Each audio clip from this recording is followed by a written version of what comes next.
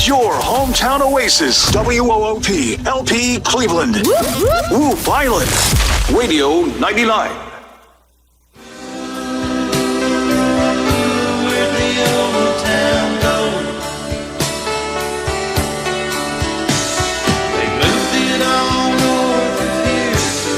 Shopping mall. Ooh, where'd the old town go? Did my hometown get old, or just me? Did all my friends get old, or just me? Are they all gonna have to be told, or just me? Good morning and welcome to Old Town Cleveland here on Whoop FM 99.9, or you can go to the internet at www.whoopfm.com. You can call us here at 614-5553. Good morning, Debbie Moore. Tell me what's going on. Morning, Ron. It is April the 23rd, and there are a lot of things going on in the community, and we'll try to share some of that with you in just a moment. And it's one of the Lord's most beautiful days today. Get out and enjoy something. The car show's going on. The first Cleveland car show's going on today. They say they start at 1 and they go to 6, but there were folks already lining up when we were having us a delicious Got to breakfast. get you a good spot. We were having a good old biscuit down at the spot this morning. There were people already backing in those gorgeous cars. That black 57 Chevrolet up there. 56, As we drove 57. past it, Ron said, "You can buy me that." And I thought, well, if I could buy you that, I'd be driving it. And the home tours today. Home tours today, downtown Cleveland, sponsored by Lee University and the Bradley County Historical Society. Ticket sales began at 9 o'clock this morning at 590 21st Street, and they end at 1 p.m., and you get to see some of the most beautiful homes in Cleveland. There's 2 on North Ocoee Street that's within walking distance, and then the one on Centenary Avenue and one on 21st Street. And if you do need to park, there's usually ample parking along the way there. It's only $5. That's a good deal. That's a great deal, and it's a beautiful day to get out and walk up and down Then see the car show. the car show. And officially it says 1 to 6, but I suggest you get there at 12, and about 4:30 those cars start backing out of their spaces, and it gets sparse after that. And tomorrow night at the North Cleveland Church of God at 6 p.m., they're going to have a redback hymnal singing. If you like the old redback hymnal, be there. Jack Clark will be there playing piano, so you know that's going to be good music. So if you're into that redback hymnal, we got a good friend in here, back here sitting behind me here is Mr. Doug Mizell. Doug, you want to come here and tell us what you're doing tonight? People may want to tune in and listen to this. Doug is one of the original Whoop DJs. We wish he was back on the air, but tell us what you're doing He tonight. started out in a closet. Sure did. A closet across the street there, on the other side of Key Street there, and had many good times in that closet.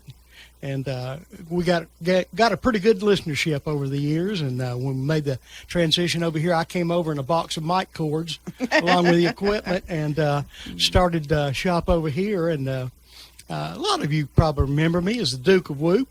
I'm still around, still doing things, enjoying semi-retirement a little bit. But today at 4 o'clock, there's going to be an event going on with Bald-Headed Bistro. This will be in conjunction with the grand opening or the showing of the new sports arena at Cleveland High School on Sunday. There's going to be a reunion of the ladies of the 70s that graduated CHS High School. And I'm going to be right there in the middle of all that estrogen. It's going to be a lot of fun. We're going to play a lot of music from that era. Going to have some live interviews, and we're going to broadcast that for however long it might go on. Might be 1 hour, might be 2, might be 3, just depending on how much fun we're having. So tune in today at 4 o'clock on WOOP 99.9. We'll have a good time. Well, does that mean we're going to have some Eagles and Allman Brothers, and what else are we going to have? You betcha. We're going to have all that, and some surprises too. And so a lot of music. I went back and dug up some stuff that, you haven't heard in years. And here's one in particular. You know the song, but you don't know the title. It's called Oogum Boogum. Remember that song? Yeah, but I was drunk when I did that. Now. You'll get to hear it tonight, along with a lot of other very, very favorite stuffs. Clara, of course, is the director of the whole radio show. She's the one that makes me look good. She spent hours and hours and hours putting together a good radio menu. I mean, music menu for us this evening. You're really gonna enjoy it. You're gonna hear some songs you hadn't heard in years. You know, there's one truth. I've heard Doug tell many lies over the years, but Clara definitely is a smart part of your group. You bet. That is 100%. Hey, And the good-looking part. Oh, definitely.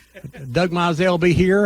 The Duke of Whoop will be here at 4 o'clock today to have a special show here on Whoop Radio. Well, someday we like to have him back on here all the time. His Friday morning show was one of my favorites. Finally Friday. What's happening every Friday? You know, and I Over used- the weekend. You know, I'd go, hey, I haven't thought about that. And then every once in a while I'd feed him a few things. Says, you need to send people over here. And boy, you know, Doug, he knew a good thing when seen it. He said, because he knew I knew where the good food was. Always. Well, thank you, Doug. Good to see you, buddy. Good to see you. And thank you. Good to see you healthy. Thank you very much. 4 o'clock today, 70s. The Cleveland High School girls will be down here at the, of the 70s, will be down here at the Bistro. That's all Doug's old girlfriends, all probably 14 or 15 at least here, I would think, you know. That was before Claire, right? Yeah. Yeah, okay. All right. Hey, Deb, tell us, you got a motley-looking crew over here. I didn't mean that bad. You know, motley could be a good thing, you know. It wasn't really, but go ahead, Deb, who you got here with you? Hey, we got Bob Gill with us and Doc German. They're going to be talking about their experiences. Who's the in other guy here? Got there yet. Oh, I thought you left him out. You Just went over you. You see how he treats me? But anyway, we got Bob Gill and Doc German in here. We're going to be talking about racing, in particular Cleveland Speedway. We were a little saddened this week when we found out that the people that have been promoting for the last year or so have decided that they're not going to continue this year. And so at the moment, the track is at a standstill. Hopefully a new manager will come in there and get it roaring again. But Bob, introduce your guests. Well, our guest here today with us is Butch Boyd from down in Chattanooga, Tennessee. Butch is he and his family ran the Boyd Speedway for years and years. Butch was a promoter there for how many years, Butch? 13 in all. Wow. 13 years, and that's a long time to fool with a bunch of hard-headed racers. And but he always had a class act show down there when he had the track, and it was the entertainment there was really good. And Butch has been around for years and years and helped a lot of racers. He built racing equipment and had built race cars and everything. And I'll just whenever you get ready there, we'll turn it over to him and let him explain his situation and what how he went about his promoting and all that stuff. And we wish he could promote this one up here for if we could get that deal done, but I don't know if he'd even consider that or not. Well, we just like to see the doors open. Bob, let me ask you a question. Bob was around dirt track racing all of his life as a young boy and coming up here, and then finally he drove for some NASCAR drivers. I think he was driving for Davey Allison when he lost his life. Is that true? Yeah, I was, and I drove for several of those guys over there. I drove a little bit for Kyle Petty, and I drove for, like I say, for David and Buddy Baker, Rick Mast, and helped a lot on several of the different teams as a co-driver on the long trips to out to Phoenix and California and back to Homestead, Florida. But been in it since 1986 and have met and been friends with a lot of the drivers and the crew members and everything, and have seen a lot of 10-cent millionaires in NASCAR racing come and go. You didn't know Red Farmer any, did you? Oh, no, we don't know him. He's Red's pretty interesting. I think that was probably one of our favorite stories to tell about making It's Dirt Track Life, the documentary, is that David Swafford had gotten us into Talladega. And he had talked to Red, and Red said that he would let us interview him. Well, David calls him on the phone, and he said, all right, I'll meet you where the helicopter crashed and hung up on us. Yeah. Well, we had no idea where they were talking about. So we were running around that big racetrack going, do you know where the helicopter crashed? Well, we I knew think it's in the infield. Yeah. But we really didn't know where exactly he meant that he was going to meet us. And finally, we asked some really nice person that said, follow me. And they actually took us there. And there he sat in his old 1980s customized van with the, Alabama gang painted on the side of it. And he was quite a card and quite a character, and I think added a lot to the documentary. But we're glad we caught up with him. Yeah, he Morgan was. Shepherd, of course, helped us out there, too, at Talladega. And later that night, ran into one of the other Allisons. I can't. Donnie. Donnie, yeah, he come up to my car window and says, I heard you've been talking to Red Farmer today. And I said, yes, sir, I have. And he says, well, he was lying. Of course, you knew what was coming. I said, well, how do you know? Well, he was talking. And then I said, well, do you know any stories on him? He said, yeah, but there's a little lady over there. And I said, you ain't much of a lady. Go ahead and tell the stories. And Donnie just died laughing. So, it's sort of amazing to have Donnie Allison walk up to your car window and start picking on it. But this other guy over here, you ever heard of Doc German over here? Oh, yeah. We've, Doc and I go back a long way with the when the Friar, Freddie and Harold and all of them were young, and Ivan Stevens and Jack Cunningham and all that. And Doc has thrown some dirt in his time. Yes, he has. Yes, he has. And a few tails. Yeah. Doc raced at the very first race in 1954 at the Cleveland Speedway. So, Doc, do you remember that day? March 25th, Just to be exact, So what was he driving, Doc? 1934 Ford 500 Coupe. Did you win? Coupe. No, it's one I didn't win. That's the one he didn't win. Who else was racing that day, Doc? Was Jack there that day? Jack Cunningham? Jack Cunningham won that day. He hit me in the rear, and I hit him back. But he is a good man to race with. A lot of fun. But now, by 1954, you and Cooney had been racing for a while. But we started out in 1949 racing motorcycles. And we switched over to new cars. They weren't fast enough, so then we started running sportsman cars, 60 overs. They called them back in them days, and graduated on up modified cars. Now, I've got a picture of Cooney winning a race down at Boyd in 53. Well, Cooney was a smart driver. He had number 13 on his car with driving 1948 Ford and won 13 races with that car. And that paid $500 every time he won, which was a lot of money back in those days. That car caused the awfulest fight on Facebook. I posted it, and whatever year I said the car was, this big argument got between all these folks. They said, no, that's this year, and the other one say, no, that's this, and then tell them why the car looked funny, Doc. Well, one night they ganged up on him at Boyd's and wrecked it and tore the front end off, and we put a 1946 Ford front end on that car. And so that's why it was a car. So- It was kind of like that Johnny It was a Cash hybrid. car. It was a hybrid. Yeah. Well, Mr. Boyd, what's the first racing memory you have? Get close to the microphone. Well, Dad built the track, Boyd Speedway, in 1952. Mm-hmm. I was 5 years old. And so there's actual racing memories. My first memory of the racetrack was falling into the hole he had dug for the sewer, or septic tank. And they had to come down there and get me out of the septic tank hole. And That's a great racing memory there. that's my first memory of the racetrack. And I imagine your dad had a word or two to say about you getting yourself in that Not situation. really. He was worried. Didn't care. As long as I was out of the way, it didn't bother him.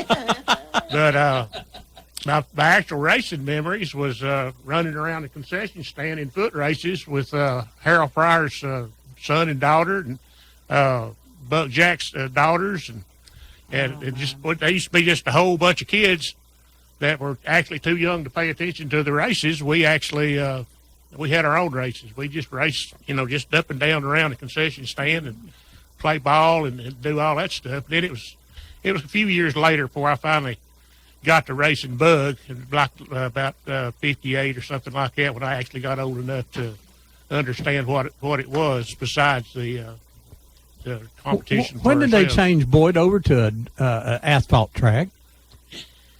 My half brother talked Dad into paving the track in 1962, and it was a big deal. I mean, we went NASCAR and all that, but it also killed the track too. It was the worst mistake that was ever made. Because I used to remember a lot of the racers here in Cleveland would race down there on Friday night, change the tires and the suspension, and come race on dirt the next night in the same cars, right? Exactly. Right. So. Did you use Mr. Martin, the announcer, then? Yeah. Oh, I can't remember his first name. He was the one that actually built the Moxon Bend Speedway. Mm-hmm. oh, Oh, yeah. Mickey Martin. What did Mickey Yes, Martin? Mickey Martin, yes. Yeah. That. Ken Kirkendall on the track. Yeah. all right. So who? Butch, Doc, wait, I'm sorry. Go ahead. Doc actually raced at Moccasin Bend.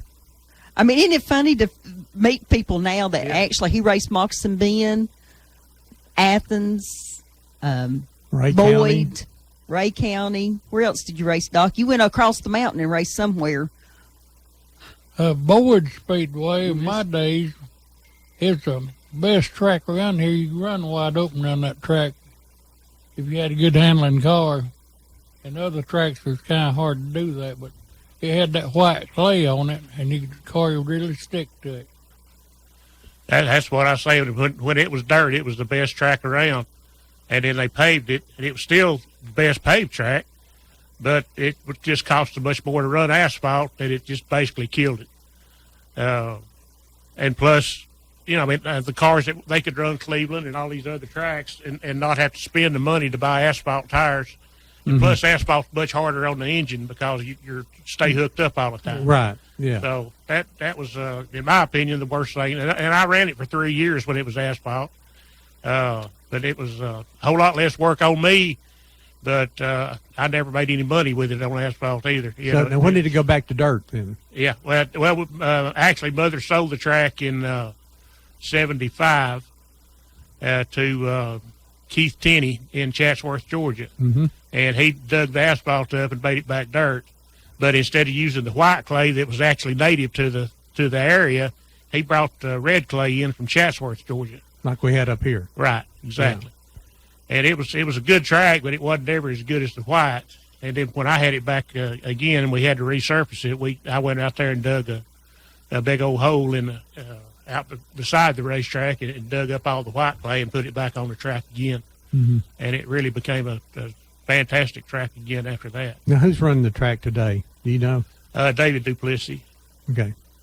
And there's another guy down there that you may have heard of, Dale McDowell. He's I knew he was involved in it somehow. I thought, yeah. What kind of crowds are they getting down there? On big races, they do great. I went by last night just to see what they had. They might have had 200 people there last night. They think their idea of promoting now is to put somebody say we're having races at Boyd's tonight on Facebook, and that's about it.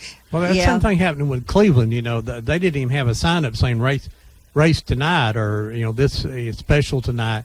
They finally put a sign back up, and down at the very bottom it says Saturday racing at 7, but that's not always true. They'd skip a week and come and go, and so it seemed like to me you got to run a few ads in the paper. You got to do everything you can to get them there because particularly now with Boyd's and Cleveland running both on Saturday nights, that's a different competition than what it used to be years ago. Well, Boyd's is back on Friday night now. Oh, they run specials on Saturday, so who knows what they're going to do? You have to get on Facebook with them to find out what they're going. But well, we also understand, and you guys both all in there that the purses for these drivers has not gone up since the days when, in the 70s, when you run the track, that these purses are still down low. And the cars are a whole lot more expensive today. Back in those days, you could go buy an old junk or over at the junkyard and tear everything out and put some tires on it and work on the motor, and you had a race car. But you can't Exactly. do that anymore. No. I mean, the cars don't have frames underneath them, so you have to buy those aluminum frames and all. Two chassis cars, yeah. But a cheap one is cheap frames $8,000. Am I right? You can buy the frame itself, just a bare frame, for like $3,500 on up. Mm-hmm. But to put it together, from $15,000 to $25,000 for a car, not counting the motor. Okay, Doc, Not how much counting was the- how much was your first car from fender to fender? My first car. No, Doc. Oh. Let's start with Doc. I probably had $700 in it. And that was a lot of money. A lot of money. Okay, Take a long Butch, time what to about make you? How long did you race? I ran off and on from like 1965 until 1977, mostly off. I was too busy doing other things like going to school and everything else and getting married and all this other crazy stuff. But The racing wasn't crazy. no, that was the plan from day one. That was my plan, was to be a racer, but it didn't work out. I had fun promoting too. That was just about as good as driving the car, but it was a lot of work. Both of them are a lot of work. Hey, Bob, when was I've seen pictures of you with Toodle Estes and things down in the speedway. What all did you do in those your younger days? That's basically what I did. I helped up until I started slipping in the races up at Cleveland Speedway when I was probably 11 or 12 years old. And Ivan Stevens from up at Athens, Ivan was a real good friend of mine and a real good mentor, and he taught me a lot about race cars. And then when the guy that owned Toodle Estes' car from down in Athens, Georgia, he came up there, and I met him, and that's how I got hooked up with Toodle. And I stayed. Sonny Callahan and myself helped Toodle just about every night on Saturday when they'd come up here to race. And I never could go to Boyd's because that was too far from home. And my mother, she threatened me within an inch of my life if she had known I'd even slipped off and gone to Cleveland Speedway when I was that young. Why, I'd have to tell her a story and tell her I was going to somebody's house to spend the night, and I'd slip off and go to the racetrack up in Cleveland. But then through the years, it just multiplied, and then I started in 1986 with the Stavola brothers over in Charlotte, and I made up my mind at that time that I was going to get into NASCAR racing, a little bit further, and I did, and that's when I started driving trucks for different teams and different people, and doing what I'm doing. And today I'm not doing the long distance trucking for NASCAR anymore. I'm working with CM2 Commander Motorsports, and we're trying to promote David Reagan now from down at Unadilla, Georgia. His dad drove an ARCA car for me that I sold Dale McDowell, and Dale McDowell sold it to Wayne Hickson and them up there, and they changed the body from a Monte Carlo to an Impala, and it just goes on, and I met a Goes guy. round and round, don't it, Bob? Yeah, it goes round and round, and I met a guy the other day that worked with Irvin Hickman and the guys from over there around Saudi Daisy, Lanny Barnes, and helped the Hickson boys, and he's the chief engine builder up at Richard Childers now. He's over all of the engine building up there. Let me mention something here real fast. Today is the 5th annual North Georgia Racers Reunion in Dalton. Doc and I have been there before. Ron's been down there too. You would likely see Freddie Fryer. A lot of the old guys will be there, won't they, Doc? And families Yes, of the sure old will. guys. We lost Charlie Mincy here in the last few weeks. really? Yeah, and he was usually the big promoter of that event. He'd get on the phone and he'd call everybody that ever raced in their life and tell them to be sure that they're there. And they're doing it in his honor today. It'll be 10 to 4 on Gordon Brown's farm in Dalton, Georgia, and it's at 1476 Miller Road in Dalton. Just wanted to mention that. I know that we have a few people in the community that goes. Charlie Mincy raced. What kind of racer was he, Doc? Charlie Mincy? Charlie Mincy was a racer and a half, and he hauled a lot of moonshine. Yeah. He sure did. When we did It's a Dirt Track Life, we went down to Dawsonville, and the first little guy he came in and he was real meek and quiet. He's the first person in Georgia that we interviewed, and I thought, well, he don't look like he went too fast in his life. Well, I was fooled. He sit down on that stool and he just sat there. I couldn't get him to chatter with me, and I thought, he's going to be too quiet. And I said, all right, Mr. Charlie, when I say go, you tell me your favorite racing stories. And I said, all right, Charlie, go. And he said, I started hauling moonshine out of Alabama when I was 14-year-old. And he talked for 45 minutes nonstop. I mean, just told all of his racing stories, and they were fabulous. But that opens up our documentary, is that He said that he'd get jumped by the police on the way back, and every once in a while the bullets would get to whizzing, and he just stopped and grinned. Hey, we're going to open up the phones here. You can call us now here at 614-5553. We got Buck Boyd, right? Is that Butch. I got close to it. Call me Elmer. That's my real name. Well, don't confuse me, Butch. Bob Gill and Doc German. Doug Mizell sitting back here with us today. You can call us here at 614-5553, and we're talking about racing, and we're talking a little bit about the Cleveland Speedway going away. And as of right now, there is no racing for the rest of the year at the Cleveland Speedway. That could change, but it doesn't look good. Now, back when you guys were younger, particularly Doc, when he was younger, there was racetracks everywhere. There was one at Saudi Daisy, Alton Park, of course, Also, Moscow there's one Dunlap, Yeah. a bunch in North Georgia. Of course, there was Atomic Speedway, 411. There's one at Athens. There's one at Sweetwater. All those are gone. Atomic is bulldozed down now. It's not as it not running. It's not located there anymore. They bulldozed it down. Well, I don't know, Butch, have you ever been up there to the I-75 Speedway? Have you been up there? Yes, I was up there. I talked to the man when he was building it, and then I went up there last year and actually watched the race on it. Yeah.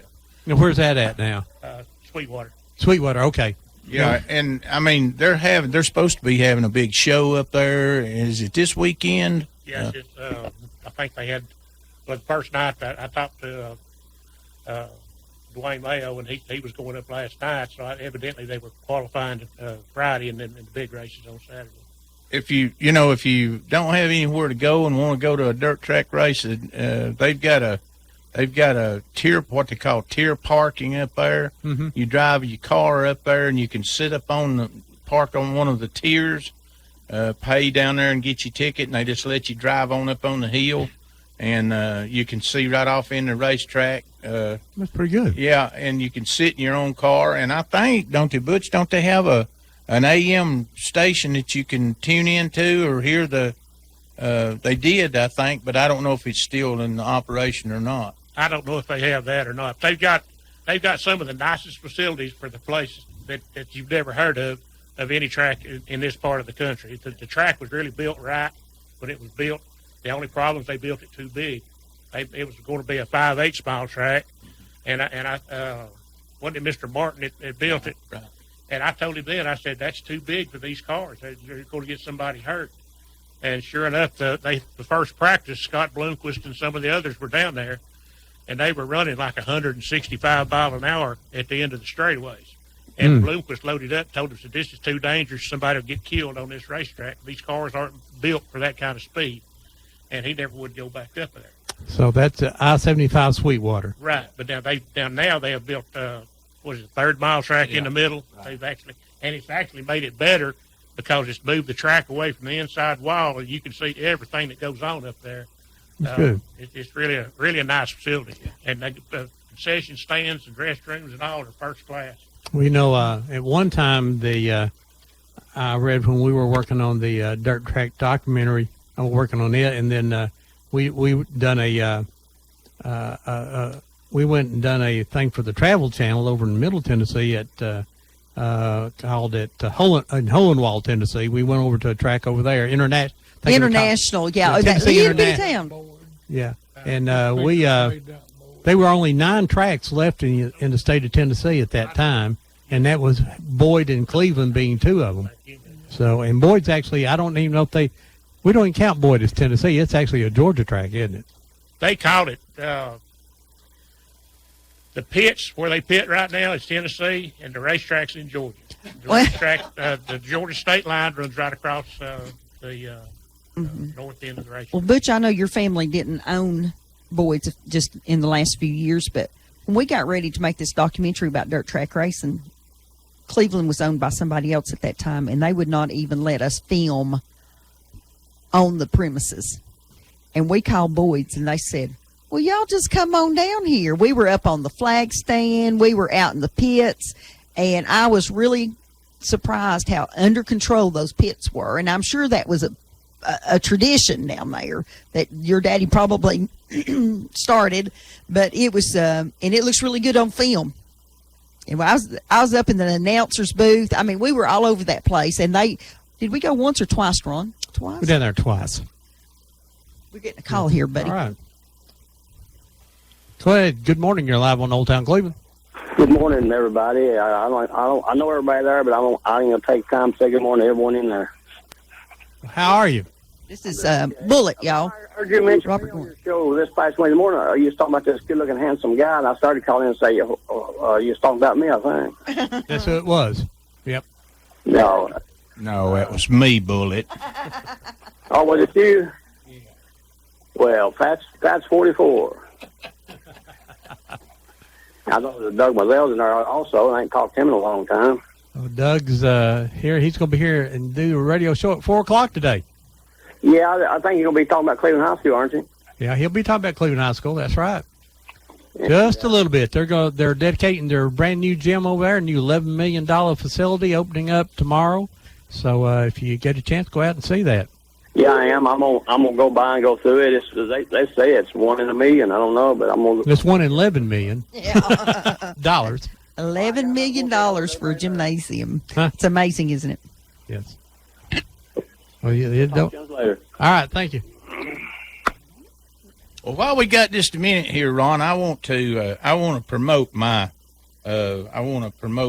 marketing partnership company up in just south of Chicago. I'm Okay. involved with CM2 Commander Motorsports Marketing up there, and we do marketing for several of the Xfinity racers, truck racers, and Sprint Cup racers. Mm-hmm. And our latest endeavor here to get a major corporate sponsor will be for David Reagan. And Now, where's But- David from? David was born and raised in Unadilla, Georgia. He lives in Charlotte now, and he's got his own small corporation over there. It's called David Reagan Incorporated. And if there's any of the listeners out there this morning that would, like to follow David Reagan, they can follow him on www.davidreagan.com, or you can go on the David Reagan Facebook page, or go on Twitter, and David's on Twitter.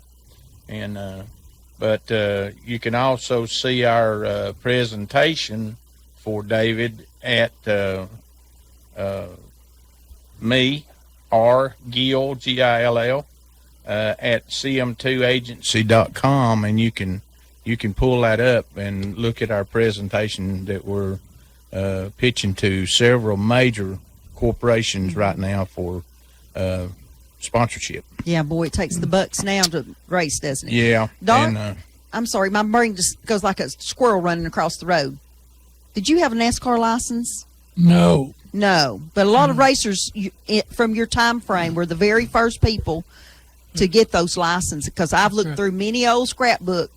There's 1961 maybe a NASCAR license. I believe the fellas told me they cost $12 to sign up to be part of NASCAR. Now I think some of the best footage I have seen of anything was your buddy Jack Cunningham's movies that he made on the sand in Daytona, where your pits are, your buddies ran out there and waved their hat at you so you knew where to pull in at. Did you guys ever go to Daytona when you all were little? But did you? Yeah, we used to go. Dad was a total race freak. He loved that. That's why Well, he you built have the to racetrack. be. You have to be to operate it. That's why he built the racetrack. He didn't want to drive all the way to Knoxville or Atlanta to see a race, so he built it so he could see it. That's right. Okay, well, let me tell you what's in this footage. He Go was ahead. blind in one eye, so he never had the depth perception to be able to drive himself. And I'm sure if he'd had two eyes, two good eyes, he would have definitely driven. But instead, he just built the track. And one of my favorite stories of Dad was in 1957. He had a USAC midget race come in, and it was like on a Tuesday night, which nobody had races on Tuesday night. And he tried to, he advertised it and all, but we might have had 200 people show up in the stands. But all the point drivers for USAC were down there. I'm talking about AJ. Don't quote me on that. I understand. I was little. But I'm thinking it was like AJ, some of the best in the country. Indy drivers and all back then used to drive the midget for points.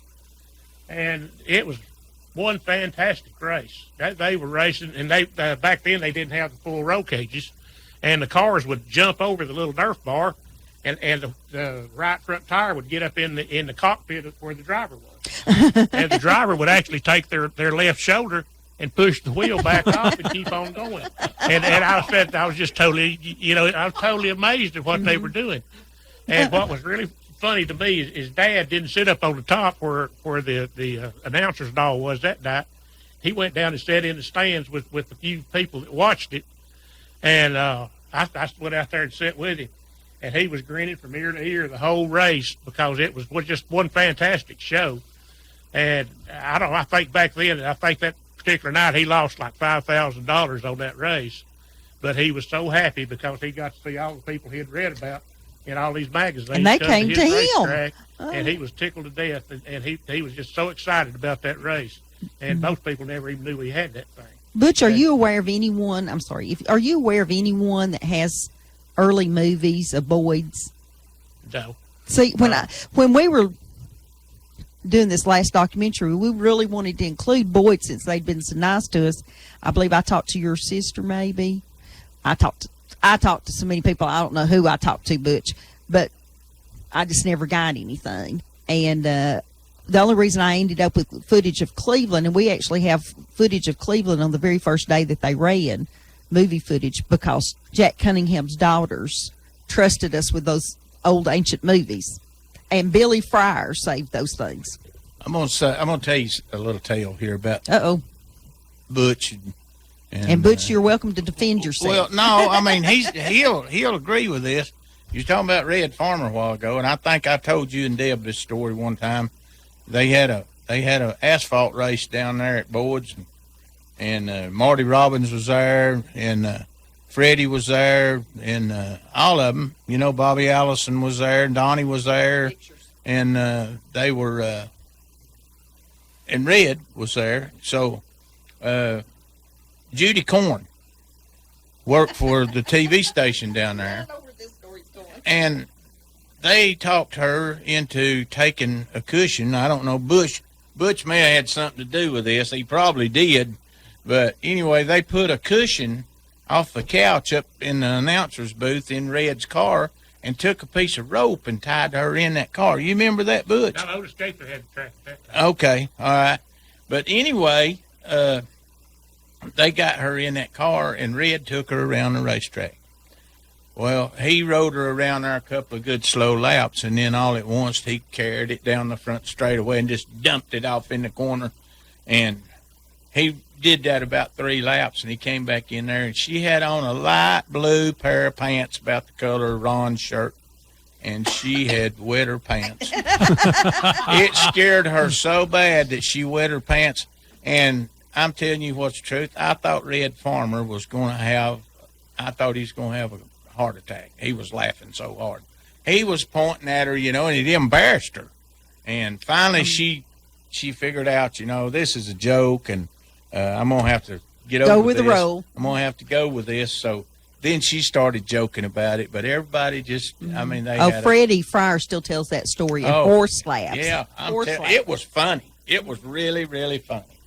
Well, let me ask you guys about Doc. Back in the day, I know a lot of you and your friends built your own car, but who were the really big engine builders? I imagine the biggest one in Cleveland at that time was Jack Fox. He Okay. had a garage on North Lee Highway. Then he died with a heart attack under a car one day. Then his son got out of the Navy. He started building the engines. But his son bought better stuff and built a faster engine, and I run his engine when I didn't have a R.G. Nedley engine or a Buck Jack engine. Well, What those are about- two iconic What names. about Yeah. Ted Lewis out there? I never did run his engine one time, and Jack Cunningham owned the engine when I run it. He told me one day, he said, I believe you can make my engine go better than I can. So we took the engine out of his car and put it in my car, and I did win the heat race and the feature. There you go. And tickled Jack to death. All right. I love Jack. Here Go we ahead, go. caller. You live. Well, I guess you'll have to call back.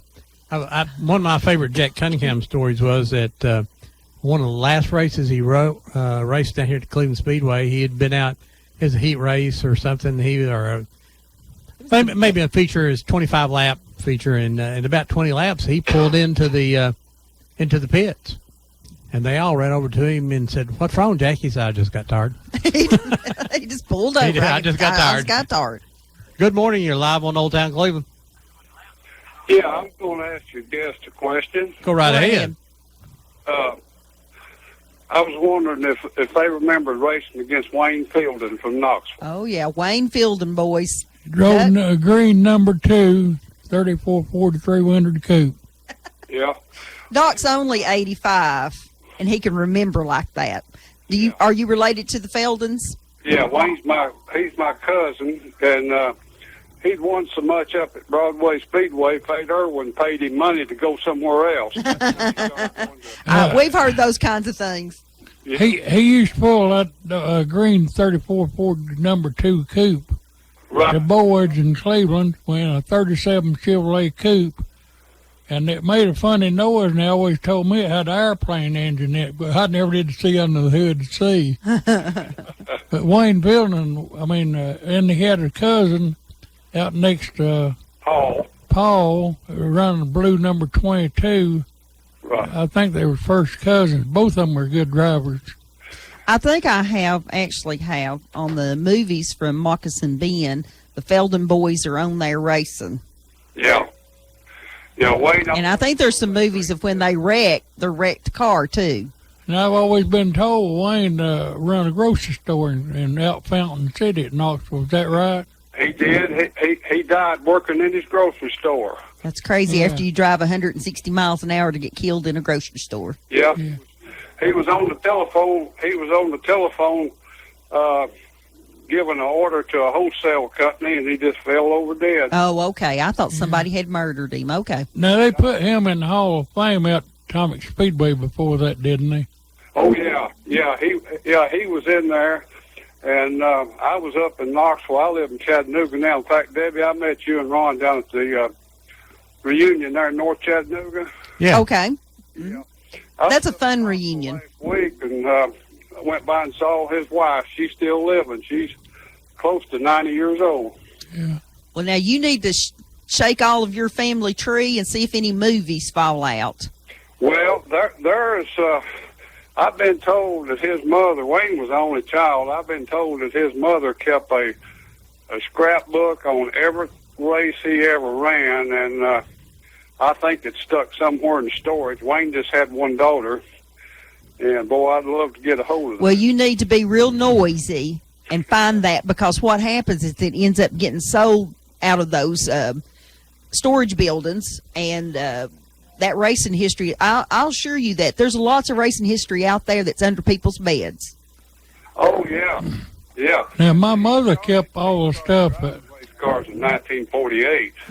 and my mother kept everything come out in the paper about me, which at the time I thought I didn't much like it, but in my older days I really appreciate it now. Then my wife took over after my mother quit keeping it up. Yeah. And see, that was a lot of what I was able to copy for the book I made. So it's all very valuable. Yes, I'm going to keep working on it. They're supposed to honor him up at Tazewell Speedway this year because he won the very first race ever run at Tazewell. Who Wayne did? Yeah, 1965. Yeah.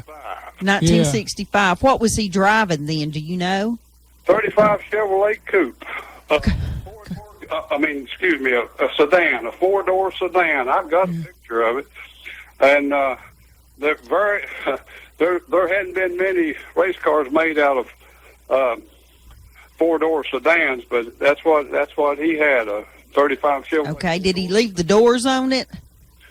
Do what? Did he leave the doors on it? No, the doors weren't on. They were, of course, welded. Welded. Well, what is so funny is we've seen some of those early racing movies, and you can, when the people pass the cameraman, you can see all the way through the car because for some reason they took all four of the doors off. I guess to keep them from flying open or whatever, but it's hilarious to see them. And some of those are from Smoky Mountain, and some of those movies are from Tazewell. Right. And what's the fellow's name up in Upper East Tennessee that we've talked to? His name will come to me in a minute. But he's got Vineyard. Mr. Vineyard has some movies. Yes. Now, Wayne got broke in right out Fountain City Speedway. They running against Claude Lay and A.T. Vineyard and some of those boys there. But he got pretty well broke in time he come down to Cleveland. Right. Wendy, somebody was telling Mr. Boyd might be able to answer this question. Wendy York, somebody said he had a real bad wreck there at Boyd's one time. I wasn't there, but does he recall that? Yeah, I remember he was coming off. He had a like a 36 or 37 Ford coupe, and he was coming off the number 4 corner, and he jumped a wheel on another car, and he just started flipping end over end all the way down the front straightaway. And I don't remember how many times he flipped, but it was, almost the length of the straightaway. Yeah. And he landed on his roof, and back then they didn't really have fuel cells, and the overflow tube on his gas tank was just, excuse my language, but it was peeing a stream of gas out on the racetrack. And everybody was, they was all running away from the car, afraid it was going to explode. And but I do remember that very well. That may be the picture we have of a car doing that, Ron. You think? We've got a picture of a car upside down there. I don't know who's on and it. And the gas is shooting out of the tank. Yep. Now, nobody wrecked more than Winston Patterson at Boyd driving number P38. He'd wreck every week. He had driving a 1937 Plymouth Coupe. What was his nickname? Fence Buster. Fence Buster. He always, in Cleveland, they called him, here comes old Fence Buster. He always hit the fence at Boyd's every time he went there. Mm-hmm. Me and another fellow bought a car, a 40 Ford sedan from Paul Ghost. Oh, my. 67. Uh-huh. Now, he was a legend, flathead man. Yeah, he had 6 or 7 of them cars. I went up to check on him one day, and he had 7 at that time, all of them orange number 32 Ford Coupes. Uh-huh. Yep. And he always kept 1 or 2 of them here in Cleveland, and sometime he'd run a big engine, and if they protested him, he'd run over to this man's body shop and change cars. We caught him doing that. He was kind of shifty. I remember he had you remember that real steep driveway he had going up to his garage there at his house? Yeah, I remember it. Off of the trailer getting that car. Yeah. Yeah, Paul was he was a character. He had the handbrake on left-hand side inside the cab, and he didn't have a foot handbrake. He's in the handle. They pulled on the right side of his seat. I've actually seen them that they were on the outside of the driver's door, and I Yeah. thought, what in the world is that? And who wants to stick their hand out while they're racing and brake? Now, the thing about Doc and his wonderful memory, we had Harold Ballard on here with him one day, and all of a sudden Doc started telling what number and what cars and what was painted on the side of them and stuff, and Harold said, Lord, Doc, I don't even remember where I parked my truck in the parking lot. How can you remember all that?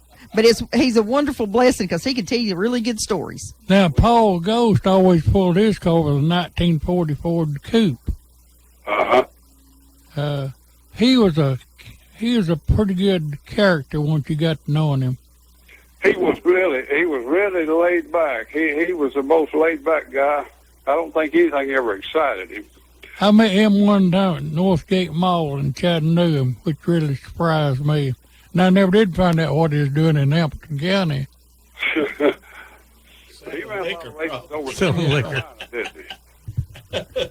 What's so But- funny in our documentary, nobody from Tennessee, nobody would even admit they'd ever heard of moonshine. Hey, we went down there to Dawsonville. Every one of them talked about how their grandma made whiskey and they ran it and the whole family ran it. It was just a family tradition down there, and they didn't mind telling you about it at all. Yeah, that's good. Well, I sure am enjoying listening to you all. Well, thanks so much for Well, calling. thanks for listening. Yeah. Bye-bye. Have a great day. All right, thank you. Bye-bye. That means a lot to family members when, All right. when people remember their family I want you members. to think about now. I think Toodle Estes was Ron, quite a bit got a of phone call. someone else wants to talk to us first. Good morning, live on Old Town Cleveland. Yeah. Are we on the air this morning? Well, of course We're we on are. the air. Hey, Bob, Jill, Butch Boy, Jeff Stansberry here. Oh, hey, Jeff Jeff. and Jeff, how you doing? Hey, you've raced a time or two in your life, haven't you? I've done it for 19 years. And Bob used to tote my haul around. I raced at Butch's many a time. I'd go down there with two cars. Mhm. Race in one division, jump out of that car and jump in another one. Yep. Yeah, there were guys that did that, especially, I guess, in the mid-'70s. You just loaded up. You raced in every category. Now, when did you race, Jeff? Me and my father bought a car in 85, and in 86, he bought another car. And I said, if you're going to buy another one, I'm going to drive that one. And in 86, that's when I started racing, and I quit in 2001. Okay, good deal. What was your first car? A Barry Wright race car. Yep. My last one was a custom chassis, which was made in Knoxville, Tennessee. Jeff, weren't you running? Didn't you run some engines out of from Clements at one time? I never run no Clemens engines. What was that big motor you had? What was it? That was a Gertie. That was A Gertie. Yeah, it was a Gertie. Okay. racing, design motors. Yeah. I forget the place in Knoxville. That's Eagle. Eagle. Yeah. The Brown Man that was down in Mississippi. Yeah. Eric, which was in Dalton. Right. Race Tech. Yeah, Race Tech. Yeah. Yeah.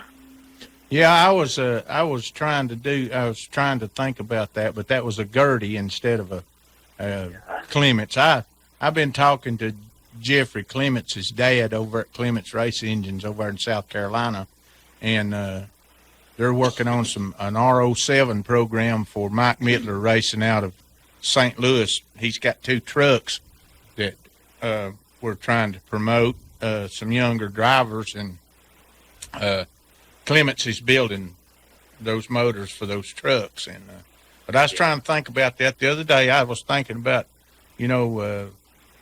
going with you down there to Boyd's and all of that. But yeah, we're blessed to have you call in, and we appreciate it. And Yeah.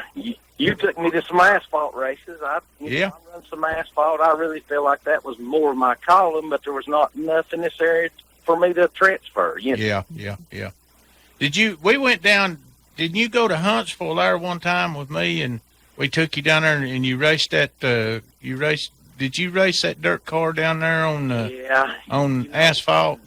Yeah, and Davy's brother Clifford. You know, Right, he rode yeah. him late that night, but he wasn't. I said, "Oh man, we got to beat him," but he was nobody to even contend with. Yeah, yeah. Oh, yeah. Well, you had some good stuff back then, and I just I really miss your dad, and I'm so sorry about that. I hadn't got a chance to come by. Are you still doing your car business deal up there? Still at the same place, Bob. Okay.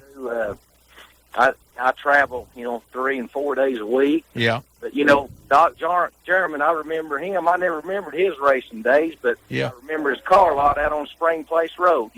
Oh, yeah. He had a car lot out there. Yeah. Right at Cahulla Creek. Yeah. Yeah. Well, hey, y'all. I don't tell anybody I had a car lot. I tell them I was a dump truck driver. Yeah. I had some dump trucks too. Yeah. Thanks, Jeff. Okay. All right, buddy. I'll come by and see you one day, okay? All right, Bob. Good talking to you. Good talk to you, buddy. Bye-bye. Hey, Doc, what kind of hauler did you have for your cars? Hauler. Yeah. Did you just drive it to the track most of the time? Well, the first time I ever went to a racetrack, I drove it. Right. We used to love, Ron said when he first moved out to the Cleveland Speedway, behind the Cleveland Speedway in 1968, he said, them old fellas just drive their car the lot, Oh, yeah. They No, took it down. it The didn't matter. first day they run at Cleveland, I drove my car down there, and my brother did too. There you go. we Let's got a get this caller. call. Go ahead, caller. You're live. Hey, Ron. Hey. I just have a question. You always worry me, Red, when you have a question. What is it? I want to know if Bob Gill's married. Well, I don't know the answer to that question. He's looking mighty guilty. That's a loaded question, Red. Are you going to ask him to marry you, Red? Well, I'm kind of interested. I just want to hear his answer. Red, I am not married. I have been divorced for 21 years, and I don't even have a girlfriend. Will you be my girlfriend? I'm going to get you, Bob. I don't know how to take that. Well, I don't either, Ron. I really don't. Okay, Red.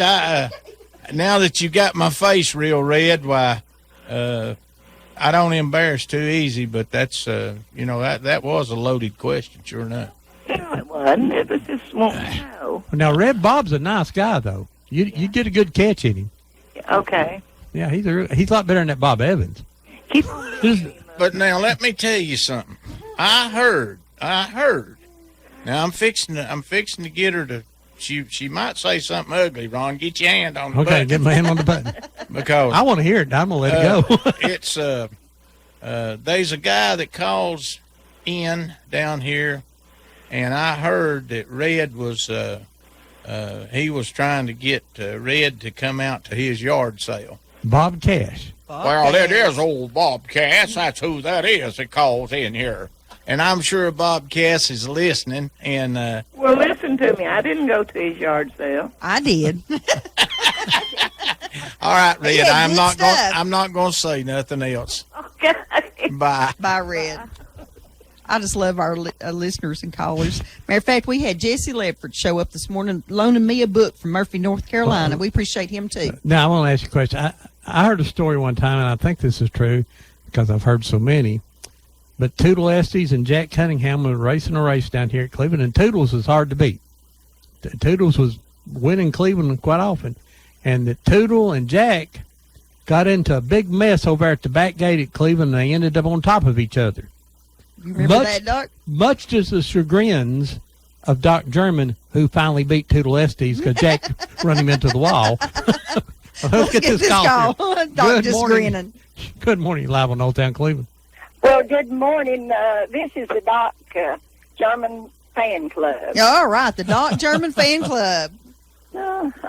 This is Marilyn. I was enjoying the program, and I wanted to say hi to Doc because he always makes us point of. I know I'm going to get a hug when I see Doc. That's right. I'll see you Monday morning. There's 72 other women that get the same treatment, though. Oh yeah. Sometimes I have to get in line. That's right. I wouldn't do stuff for you. Well, Doc and I are not going to admit to how long we've known each other. That's right. It's been overnight, a few days. Yeah, a few days. Yeah.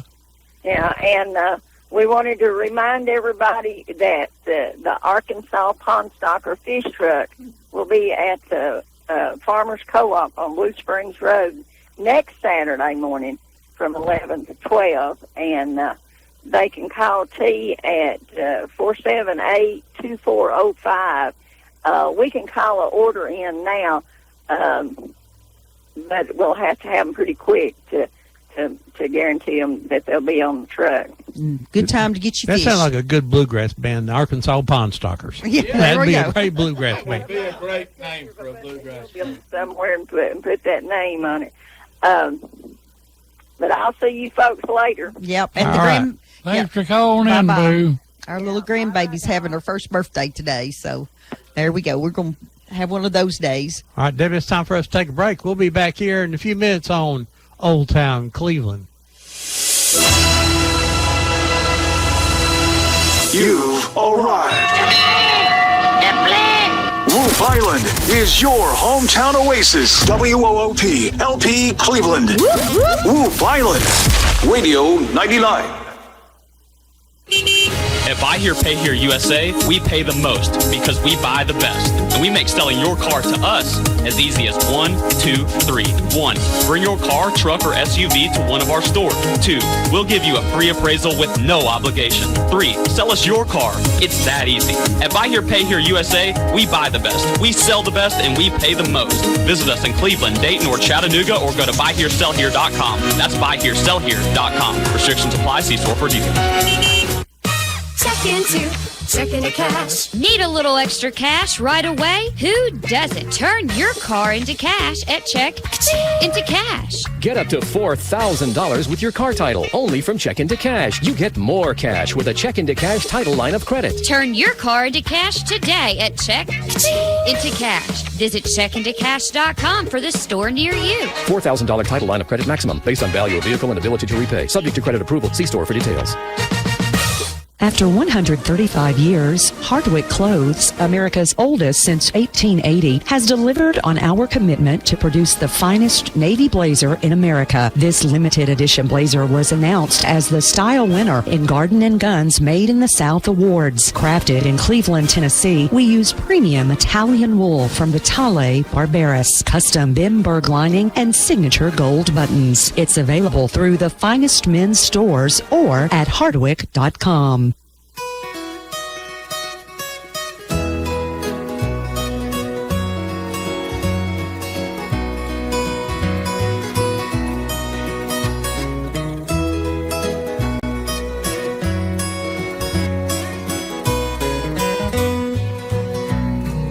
All of my friends that I loved yesterday have gone. They have gone home. Gone. They have gone home.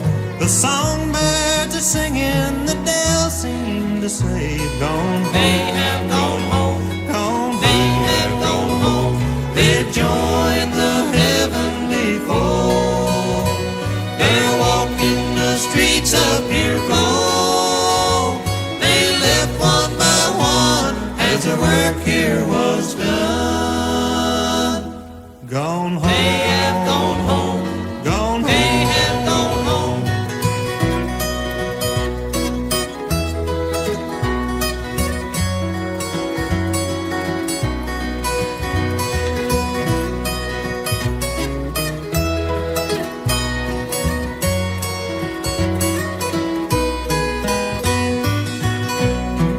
Life here is lonely since they've gone before. Gone. They have gone home. Gone. They have gone home.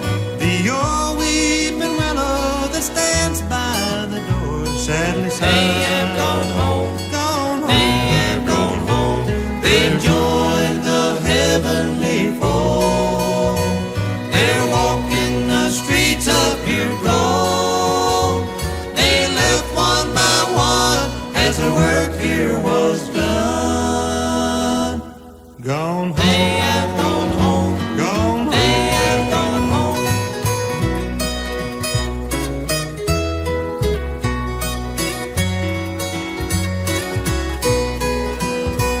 They've joined the heavenly fold.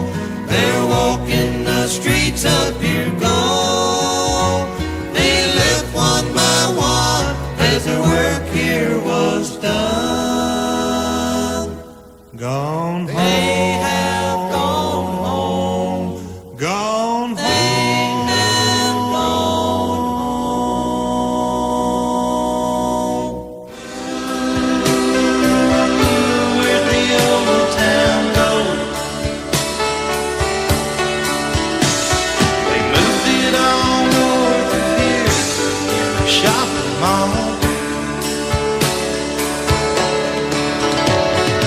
Ooh, where'd the old town go? Did my hometown get old, or just me? Did all my friends get old, or just me? Are they all gonna have to be told, or just me? Welcome back to Old Town Cleveland here on Whoop FM 99.9, or you go to the internet at www.whoopfm.com. You can call us here at 614-5553. A couple of things happening in our community here. The historic home tour is today, and you must buy tickets by 1 o'clock today if you'd like to go on there. And where do you go to buy the tickets at, Deb? At the 21st Street location. 21st Street location. Let me read And that it's address just to you. $5. The $5 gets you into all 4 homes, but you have to provide your own foot transportation or car transportation. And at that site, you'll be given a little map. That's 590 21st Street. You can buy your tickets there. Only $5 per person. You have to buy your tickets by 1. The tour ends at 2. The Lee students have done all the research, and they do the presentations too. When you get to the houses, they'll tell you what kind of architecture it was, or it is, who all's live there, everything they know about the houses. And I always like to see those young people interested in doing this. Is like their big senior project. And the car show's going on downtown, so after Free. you go through the historic home tour, you can go to the car show. And Sunday night at 6 p.m. at North Cleveland Church of God, a Redback hymnal singing. Our good friend Jack Clark will be playing piano there, so do that. That's at North Cleveland Church of God Sunday night, 6 p.m. A Redback hymnal singing. Redback hymnal printed right here in Cleveland, Tennessee. Created here in Cleveland, and so it's a Being in Cleveland every book. church in the nation. That's right. Well, most of the Church of God. I know about all of us Baptists didn't get that book now, or Baptists or Methodists. We used it some, but but the Redback hymnal is a very, very popular hymnal across the country. Today we're talking about dirt track racing and just racing in general. We got Dot German, Butch Boyd. Did I get it right that time, Butch? Butch, yes. All right. Boyd. And Bob Gill and our good friend back here, Doug Mizell, sitting back here at 4 o'clock today. He's going to be doing a 70s music show. The Duke of Whoop will be back, and it's honoring the ladies of Cleveland High School, the 1970s, and they're having a little get-together at over here at the Ball-Headed Bistro. And tomorrow is the grand opening of the new Cleveland High Gym, quite impressive new gym here in our community. I know everyone's proud of that. So you can check in the paper. I don't have the exact times of that grand opening or dedication, so that's in the papers. And once again, if you have any questions or any announcements, you can give us a call here at 614-5553 if you'd like to talk to one of these gentlemen about the racing here. The Cleveland Speedway has canceled all racing going forward at this time. So unless someone else takes over the track, Cleveland Speedway could have raced its last race last Friday night. We got a call 62 years. Go ahead, caller. You're live on Old Town Cleveland. Good morning, Ron. Good morning. Hey, Brenda. What's up, sister? Well, I'm trying to get ready to go to the beauty shop today because I'm going to the. I'm glad you shared that with me. Well, I'm going to the 50 years CHS Oh, okay. get together, and I just wanted to say that all the women are so excited because they weren't expecting as many to turn out as what there's going to be, and I'm real excited because this is the first reunion I've ever been to. Well, now, do you have a special 70s song that you'd like Doug Mizell to play for you today? 70s. Now, let's see. What song did you dance to when you were a floozy in that movie? Oh, well, that was all country music. Oh, okay. All of our guests looked at each other like, a floozy? Actually, I was just a dancer in a honky tonk in that movie. I wasn't. Same thing. Same thing.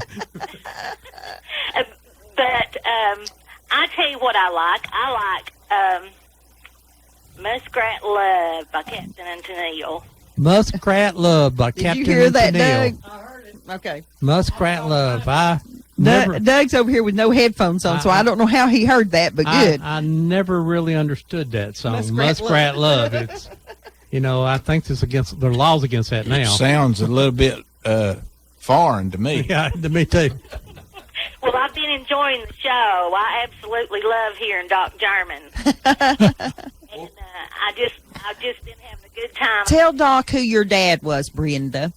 My dad was Bill Allen, and my mother was Elizabeth Allen that worked down at Central Drugstore. I remember Bill real well. Yeah, I knew that my family knew you, but I wasn't quite sure exactly who knew you and how they knew you, but I knew that they knew you. Yeah.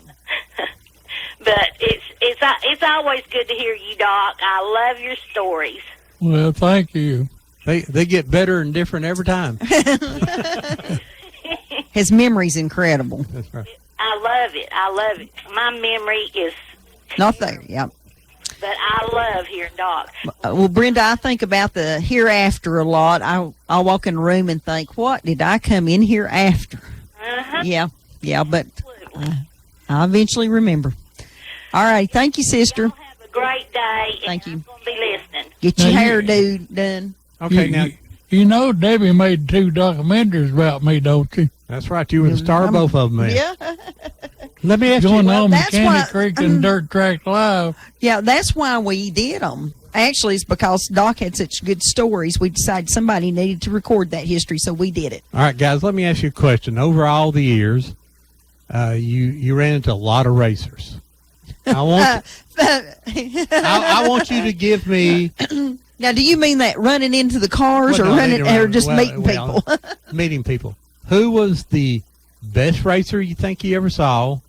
And number 2, who was the craziest, wackiest driver? Not the worst driver, but just the craziest guy on the racetrack. They all take the biggest time. risk. So, What do you think, Butch? all right, Butch, tell who was the best driver that you ever saw? He can be The more. than- best I enjoyed watching was Buck Simmons. Oh yeah. Buck Simmons, yeah, George. Yeah. The best I was consistently around was Jody Ridley. Mhm. My favorite was Prouty Hassler. You named some of those very historic drivers there. Yeah. They But were now, all who was the craziest guy you ever dealt Harold with? Pryor. Harold or Freddie? Harold. Freddie was. Oh no, Freddie wasn't a bit nothing like Harold. They were night and day difference. Okay, Doc. What about you? Who do you think was your favorite driver to watch? When you beat 2 Lesters, you had a job to do. Mm-hmm. I always thought 2 Lesters was one of the top-notch drivers, and I'm going to put Harold Fryer second on that deal. Yeah. Now tell us about Harold and his antics. Harold Fryer could take anybody's car and win a race. He had big old arms, didn't he? He could turn that steering wheel. Yeah. He wasn't He like drove a dump truck that didn't have power steering. That's how his arms got. Mm-hmm. Mm-hmm. That's what Freddie says, and Freddie says I always had little chicken arms. But it took me 2 years to beat 2 Lesters. 2 Lesters was a hard man to pass. Mm-hmm. Now, who was the craziest guy, Doc? Jack Cunningham. You think he's the craziest guy? He was one of the nicest guys, wasn't he? Me. He's the nicest guy. Now, I think Jack may have been the nicest guy ever on the racetrack. I've got a Harold Fryer story I need to tell. Oh, go right ahead. Yeah, we're. This was back when I was running the track and it was still asphalt. And there used to be a guy named Gene Bean. That blows himself up. I couldn't dynamite or something. I could not find it. it. I can't find a picture of that man to save myself. I've seen him blow himself up. Yeah, he would always he would call me up and want to know if he could come blow himself up. And he had this little plywood box, looked like a casket, and he would climb down inside of it. And he had the dynamite. He had a half a stick of dynamite, and he had a little stand inside there that was above his head. He would actually lay down. Of course, the dynamite would blow up. Right. It wasn't really any danger to him. And he would have the people in the stands do a countdown from 10 to 0. And then when it hit 0, he would have somebody push the plunger and it would blow up.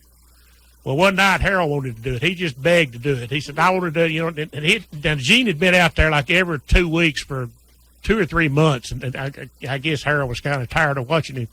But anyway, he got in there and was, you know, he closed the lid, and they started to count down. It was 10, 9, 8, 7, boom. Harold hit that thing, the thing blew up. Well, Gene went rolling across the racetrack and holding his ears and all, and he said, damn it, Harold, you about killed me. And he said, I was trying. Well, Jim did talk about Gene. He was out here, Gene Bean, and he came to the JC's our 4th of July thing out here, and he'd done a half stick, and he said, well, I'll do a whole stick this next time, and he wanted another $25, you know, and so then he went to 2 sticks, and he put 4 sticks out there, and he put flour bags on top of the dynamite, so when it blew up, flour just flew everywhere. And he'd get out there and flop around on the parking lot or thing. But I think after he'd done the 1 stick and the 2 stick, Jim Bean had got some effect on Gene Bean. Yeah. So all the Bean family was involved out here with those 4 sticks of dynamite blowing up, because it rattled the ground and everything. And he flopped around on the ground out there, and flour went about 40, 50 feet in the air, you know, and it was a great show, though. But we Did have you have to pay no him? pictures. No, he actually, all he wanted to do was he had an old race car helmet, and he would go through the stands and ask for donations. Well, by the end of, you know, I finally told him, I said, Gene, I hate to do it to you, but nobody wants to see you anymore. You've been out here so much. And he wasn't getting like $5 or $10 a night, you know, because people, they was tired of giving him money. I think we paid him $50 to do it the first time. And the second time, I think we paid him $100 out here to blow himself up. But he spent that much in Jim Bean that day. I'm almost positive of it. That's why he did it. That was mainly what his goal was, to get enough money to finish the race. But now I have seen articles like from Arizona and stuff. I mean, he was out west doing that same crazy thing. But we can't find any there's pictures not of a him. picture of him, because people talked about doing that at the racetracks. And we wanted a picture of him, you know, a picture of Gene Bean.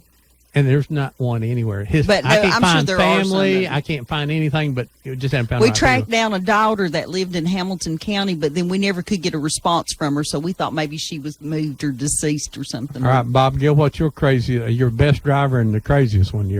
Well, mine is the same thing as Butch's, you know, with Harold, because Harold was a good race car driver, and Freddie, you know, he was Mr. Easy going, and Harold was always just crazy as a loon. You know, he was always messing with the fans. And, oh yeah. I mean, he had something going on all the time with his crown. He'd His get red out. cape. Yeah, his red king's cape and his crown. He'd get out on the. And he actually had people that absolutely despised him. And he'd throw candy to the kids, Oh, but the yeah. parents would hate him so bad they didn't want their kids to pick up the candy. Yeah, and I mean, he would have down at Cleveland. I mean, he would have those kids down there, and Tootle was down there one night. We was standing there, and Tootle was leaned up against the car, and he said, "I wish you'd quit, Dad." He said, "That just makes us look so stupid." Well, then he would, if he lost, he'd get out and kick his car and blame the car. Now, let me tell you one about old Harold up Athens one night. He, you know, like I said, a lot of people despised him. They did me too, I imagine. He said, come go with me. We got in front of the grandstand, bound to him, and they got throwing full cans of beer out of him. He said, you gather up the beer while I keep bowing to him. Oh, man.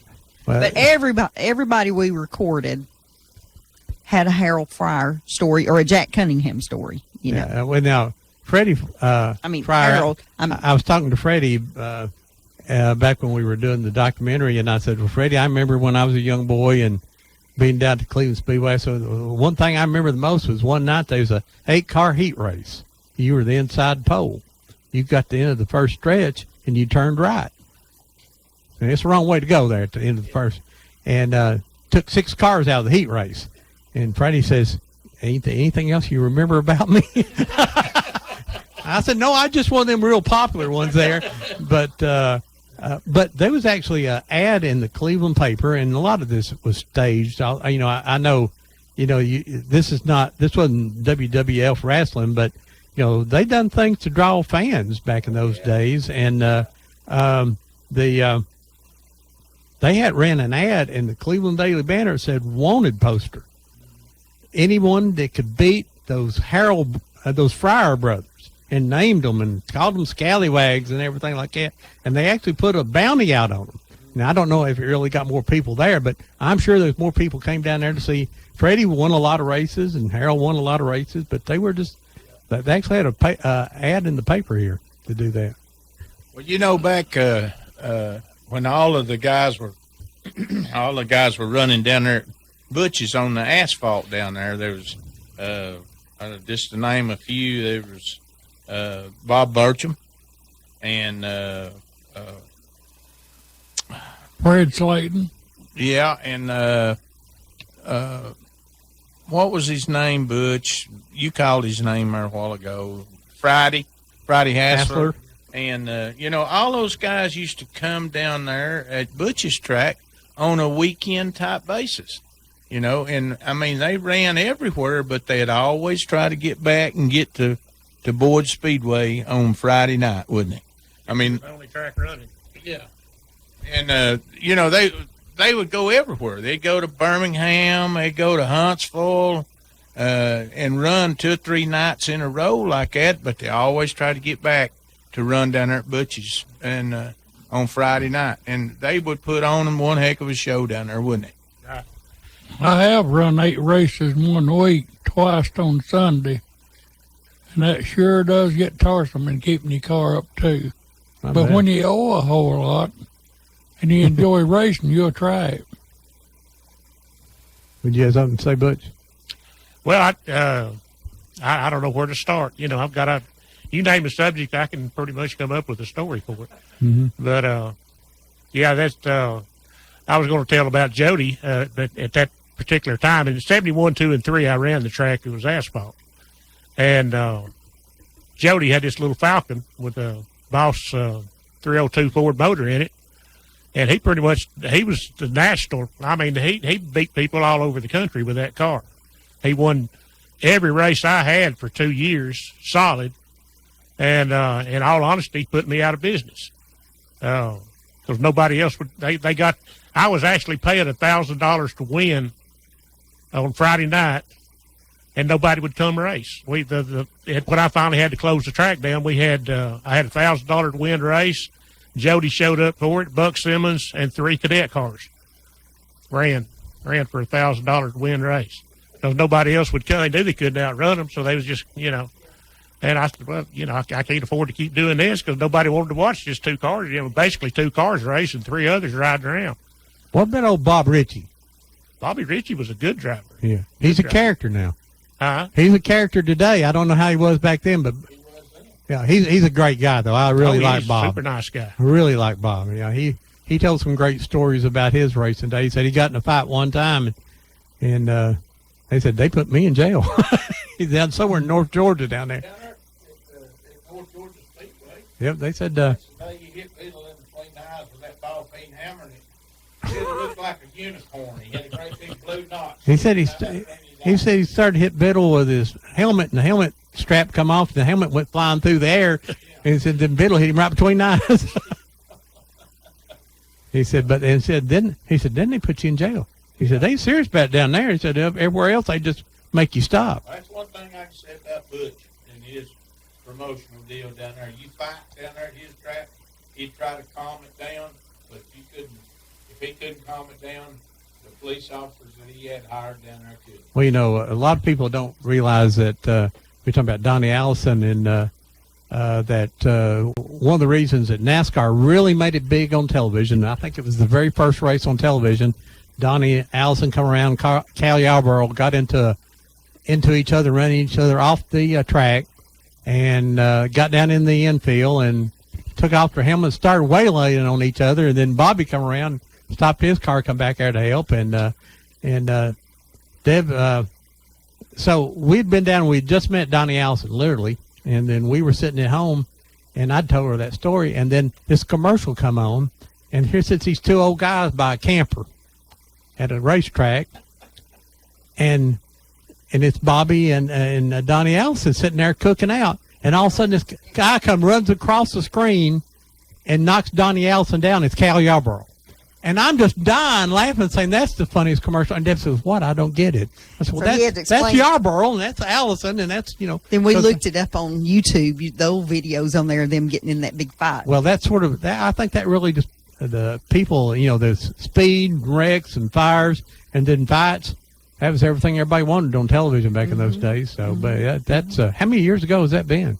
1971? was it? Oh, no, before then. 71, I thought. I guess along about They were running. 79, that I was believe. Oh, I don't know. 73, 73, Okay. 74. Was So it- that was. I thought it was When the 68, first big race. 69. Okay. Yeah. Okay. Yeah. But we can't hardly talk about racing in this area unless we mention Dave Wright Jr. and Bob Bob Wright. We lost Bob a couple years ago now. Or was he at the reunion last year, Ron? No, he'd already passed last year. Okay. It was the year before last. The He was year there. before last, and died in his pickup truck, where he thought he needed to be. But he was well up into his 80s. But talk about somebody that was a pioneer. Yeah. Yeah, Bob built a lot of engines for the NASCAR. Not guys. only engines, the suspension systems. He showed up with stuff that NASCAR had never seen before. Now it's on everybody's car, or it was at that So, time. do you remember Bob?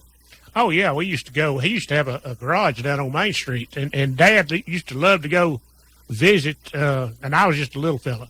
I was 8 or 9, maybe 10 years old. And of course, I wasn't so much interested in the drivers as I was the cars. And I loved to go to Bob's just to see what all he was doing. And he was such a good craftsman that I enjoyed going to his shop in particular. We spent a lot of time down there. At that point in time, it was an art form. But you had to be able to build your own car, Oh, and you'd yeah. have to understand You couldn't how. do it yourself. You were in for a long day, unless you were very wealthy. Then you could find. And then another thing is finding somebody. If you went to a driver that was a top class driver that built his own stuff, and you wanted him to build you one like it, chances are you weren't going to get the same thing. Mm-mm. You might pay top dollar to get it, but that guy wasn't going to build you a car as good as his to outrun his. My favorite story about Bob is they'd bring their cars down here to Cleveland, and they'd race and they'd win, and people would fuss and carry on about his carburetor. You cheated this, that, and he'd just take the carburetor off the car and hand it to him. Put it on your car, and let's see you beat me next week. Well, they couldn't because it was the whole package. Doc, did you ever cheat? If I get by with it. Well, I understand there was some aviation fuel one time that you may have slipped in. I heard that too. Well, I heard it from you. Well, Let me ask you this. What did you put the aviation fuel in? 1934 Ford. And what did that make it do, Doc? Well, I thought it made it faster. Of course, I don't know that it did, but I thought it did. Yeah, so you... I got tickled at him one time. He said, well, I did put a wheel to him every now and then. let me ask you a question about the we heard a lot of racing. Everything is that, the Chevys were sort of the dominant, and then they bring these Ford drivers in, and Ford drivers would get extra money to bring their cars because they would win a lot. There's several people talking. Kimsey down here in Georgia said he got paid a lot of times extra for bringing. Did you see a lot of difference in the Fords and the Chevys, or was they just not as many Fords running? There was not as many. Ford was much more expensive than a Chevrolet. The Chevrolet, you could go to a junkyard and get parts. They actually, even in 1970, I went down to the Chevrolet dealership I was racing at that time and bought a LT1 350 short block for $425. Well, a Ford motor at that time, Ford short block at that time would have been $1,500, $2,000. So it was that much difference in the cost, and that was the prohibitive thing. But and then the Ford motor was actually smaller than the Chevrolet. But when they came out with that Boss 302 engine with that. They had a set of heads that had big old valves in it that they made all kind of horsepower out of much smaller cubic inches, and more than made up the difference over the Chevrolet. So did you see bigger crowds when the Fords came in? That what people told us is that the Ford would come into town, and all the Ford fans in town would show up at the racetrack, and they would have a bigger gate. Which, not necessarily that. It was more the drivers. People cared more about the drivers than what kind of car they were driving. Mm-hmm. We actually had one night out there. It was back during the 70s. Pete Hamilton came up from Atlanta to test his car, and he went out there and he was running hot laps, and it was about time to run the show.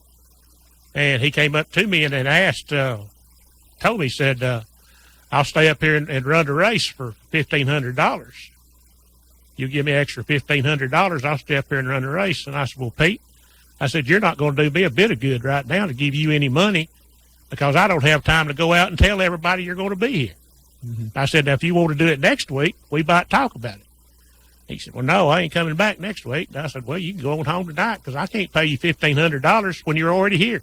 Right. You know, and I can't tell anybody else that you're coming. So, I'd like to have him race, but I wasn't going to give him $1,500 to watch him.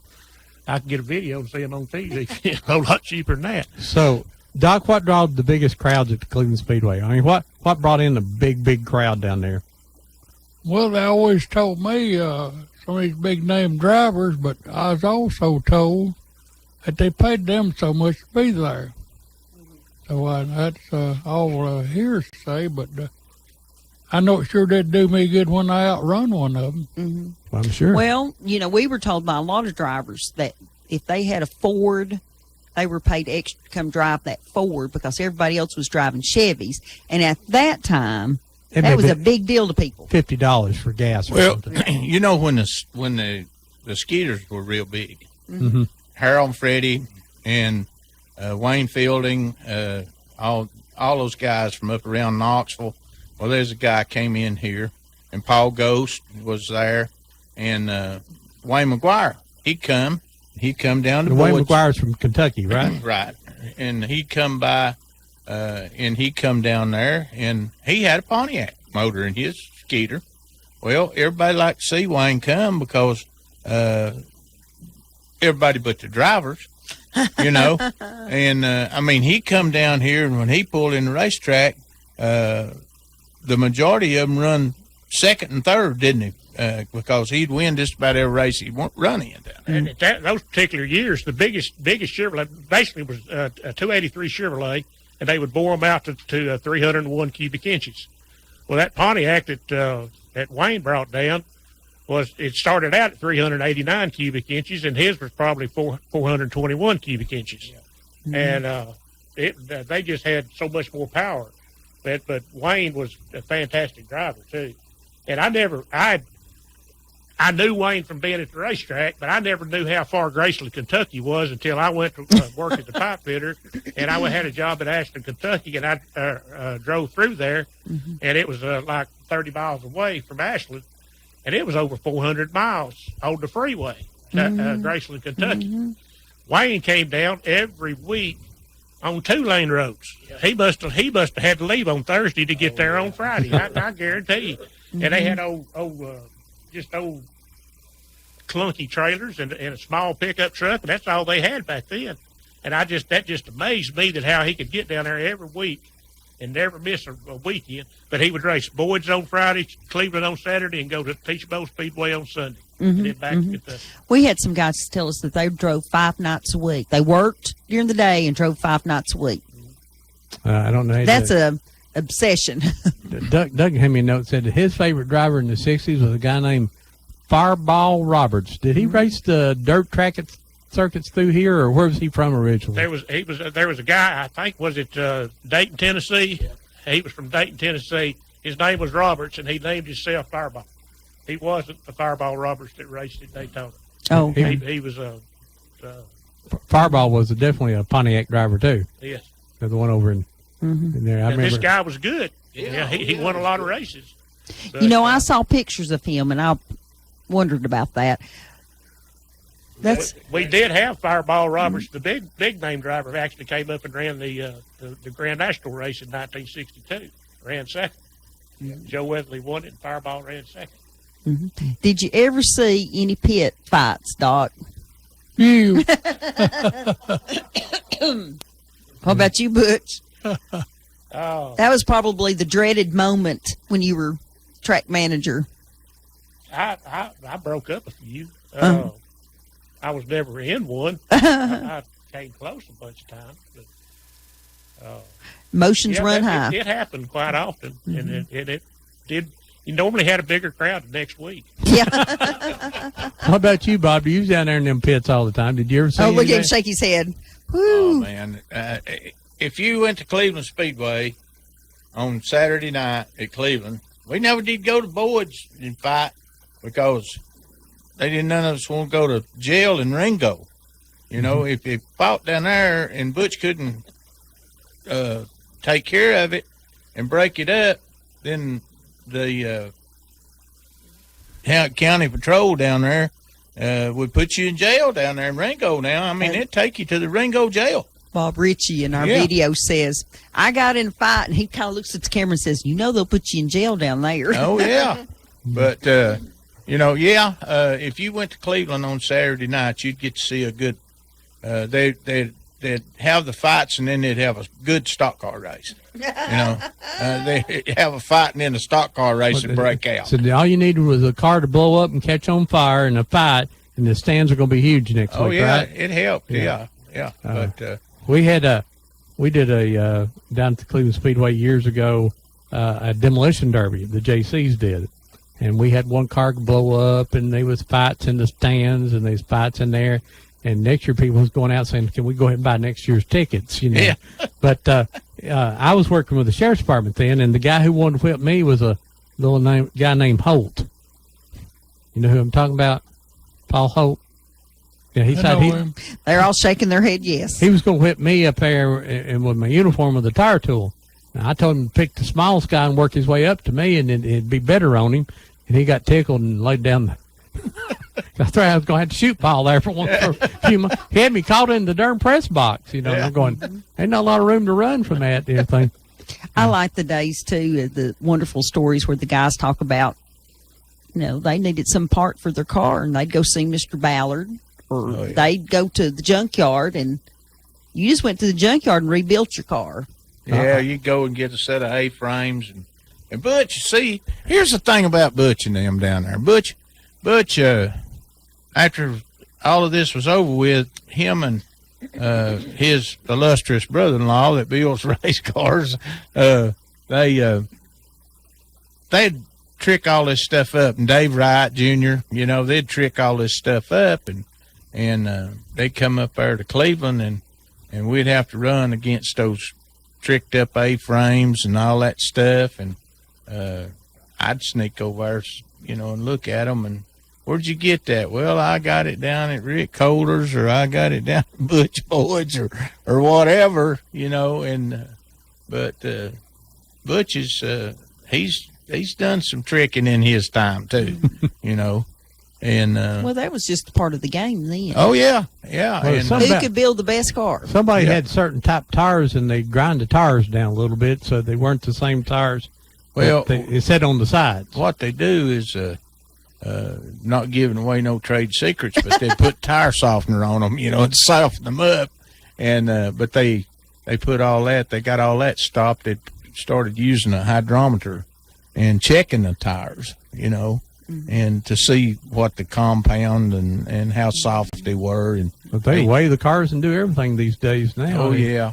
But used to, you just got out there and run around. You had they were 3 or 4 classes back in those early days, and 283, 302, and something a bit along that. And that was the classes, and if you're into the 302, no matter what it really was, that's what you raced. Let me ask Doc a question here. Doc, in those really early days, you guys ran open tire cars. I mean, open wheel. Yes. How dangerous was that? Well, another car could run up over you and could flip down the straightaway, or you could wreck somebody that way. Mm-hmm. I know one guy kept hitting me in back every time we got in the curve one Sunday afternoon down there, and I got to think, I've got to get him off of me. So I had the boys put a rear view mirror on my car. And Big so accessory. I looked back and watched his right front wheel. He got close to my left rear, and I slammed the brakes on and watched him roll down the straightaway. So I got rid of that problem. Okay, Bob. I know Doc saw Jack Cunningham wreck, because he was with the car behind him. Yeah. Yeah. From the stands, what that looked like. Well, I thought he's doing that dynamite trick. Yeah, You know, when he come out through the top on that car, and he landed flat of his back right in the straightaway down there, right in front of the flag stand or down below the flag stand just a little bit. He hit right. Yeah, he hit What right happened? flat of his back. It made a dent in the track. It actually, his And I body hit, made an and impression I hit in the the tarp racetrack. come off his car, and I thought it was him. It really scared me. So he came all the way around thinking he'd hit But I him. hit his tarp come off the car. So Doc, what happened? I mean, who was in front of you when you was racing that night? Just Jack? We both started on the rear end, and in 3 laps we pulled up third and fourth place. Both of us were pretty good drivers back at that time, and we was trying to get to the front. And there's always a little difference between me and Jack. He liked to win, and I did too. And so we pulled on up pretty good. But what scared me, I thought I hit him. Yes.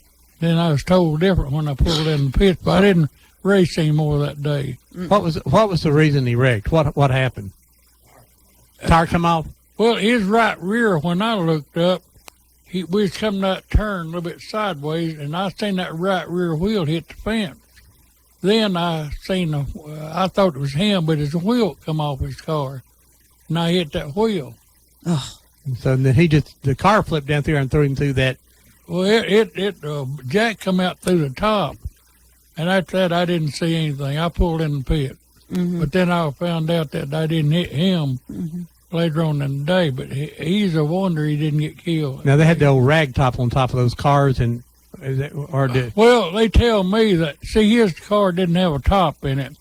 They tell me his seatbelt sit out all that winter, and he'd got rotten, is what I've been told since then. And when he hit that fence, the seatbelt broke, and he up through the top. Wow. Them old coaches, them old coach cars, like this one of Doc's right here, or this one of Toodles right here, that picture right there, they'd take that top out of them, and that the whole top of that thing was open. Yeah. You know, and when Why did you take the top out, Doc? Well, it was it was leather to cloth. start with, and we always welded a piece of metal on top of it. And undoubtedly, I don't remember Jack's having a top in it, but he hadn't got that far to weld a piece of metal on it. Looks like the pictures that maybe there was some kind of canvas top on But it. the canvas part came out on new. Yeah.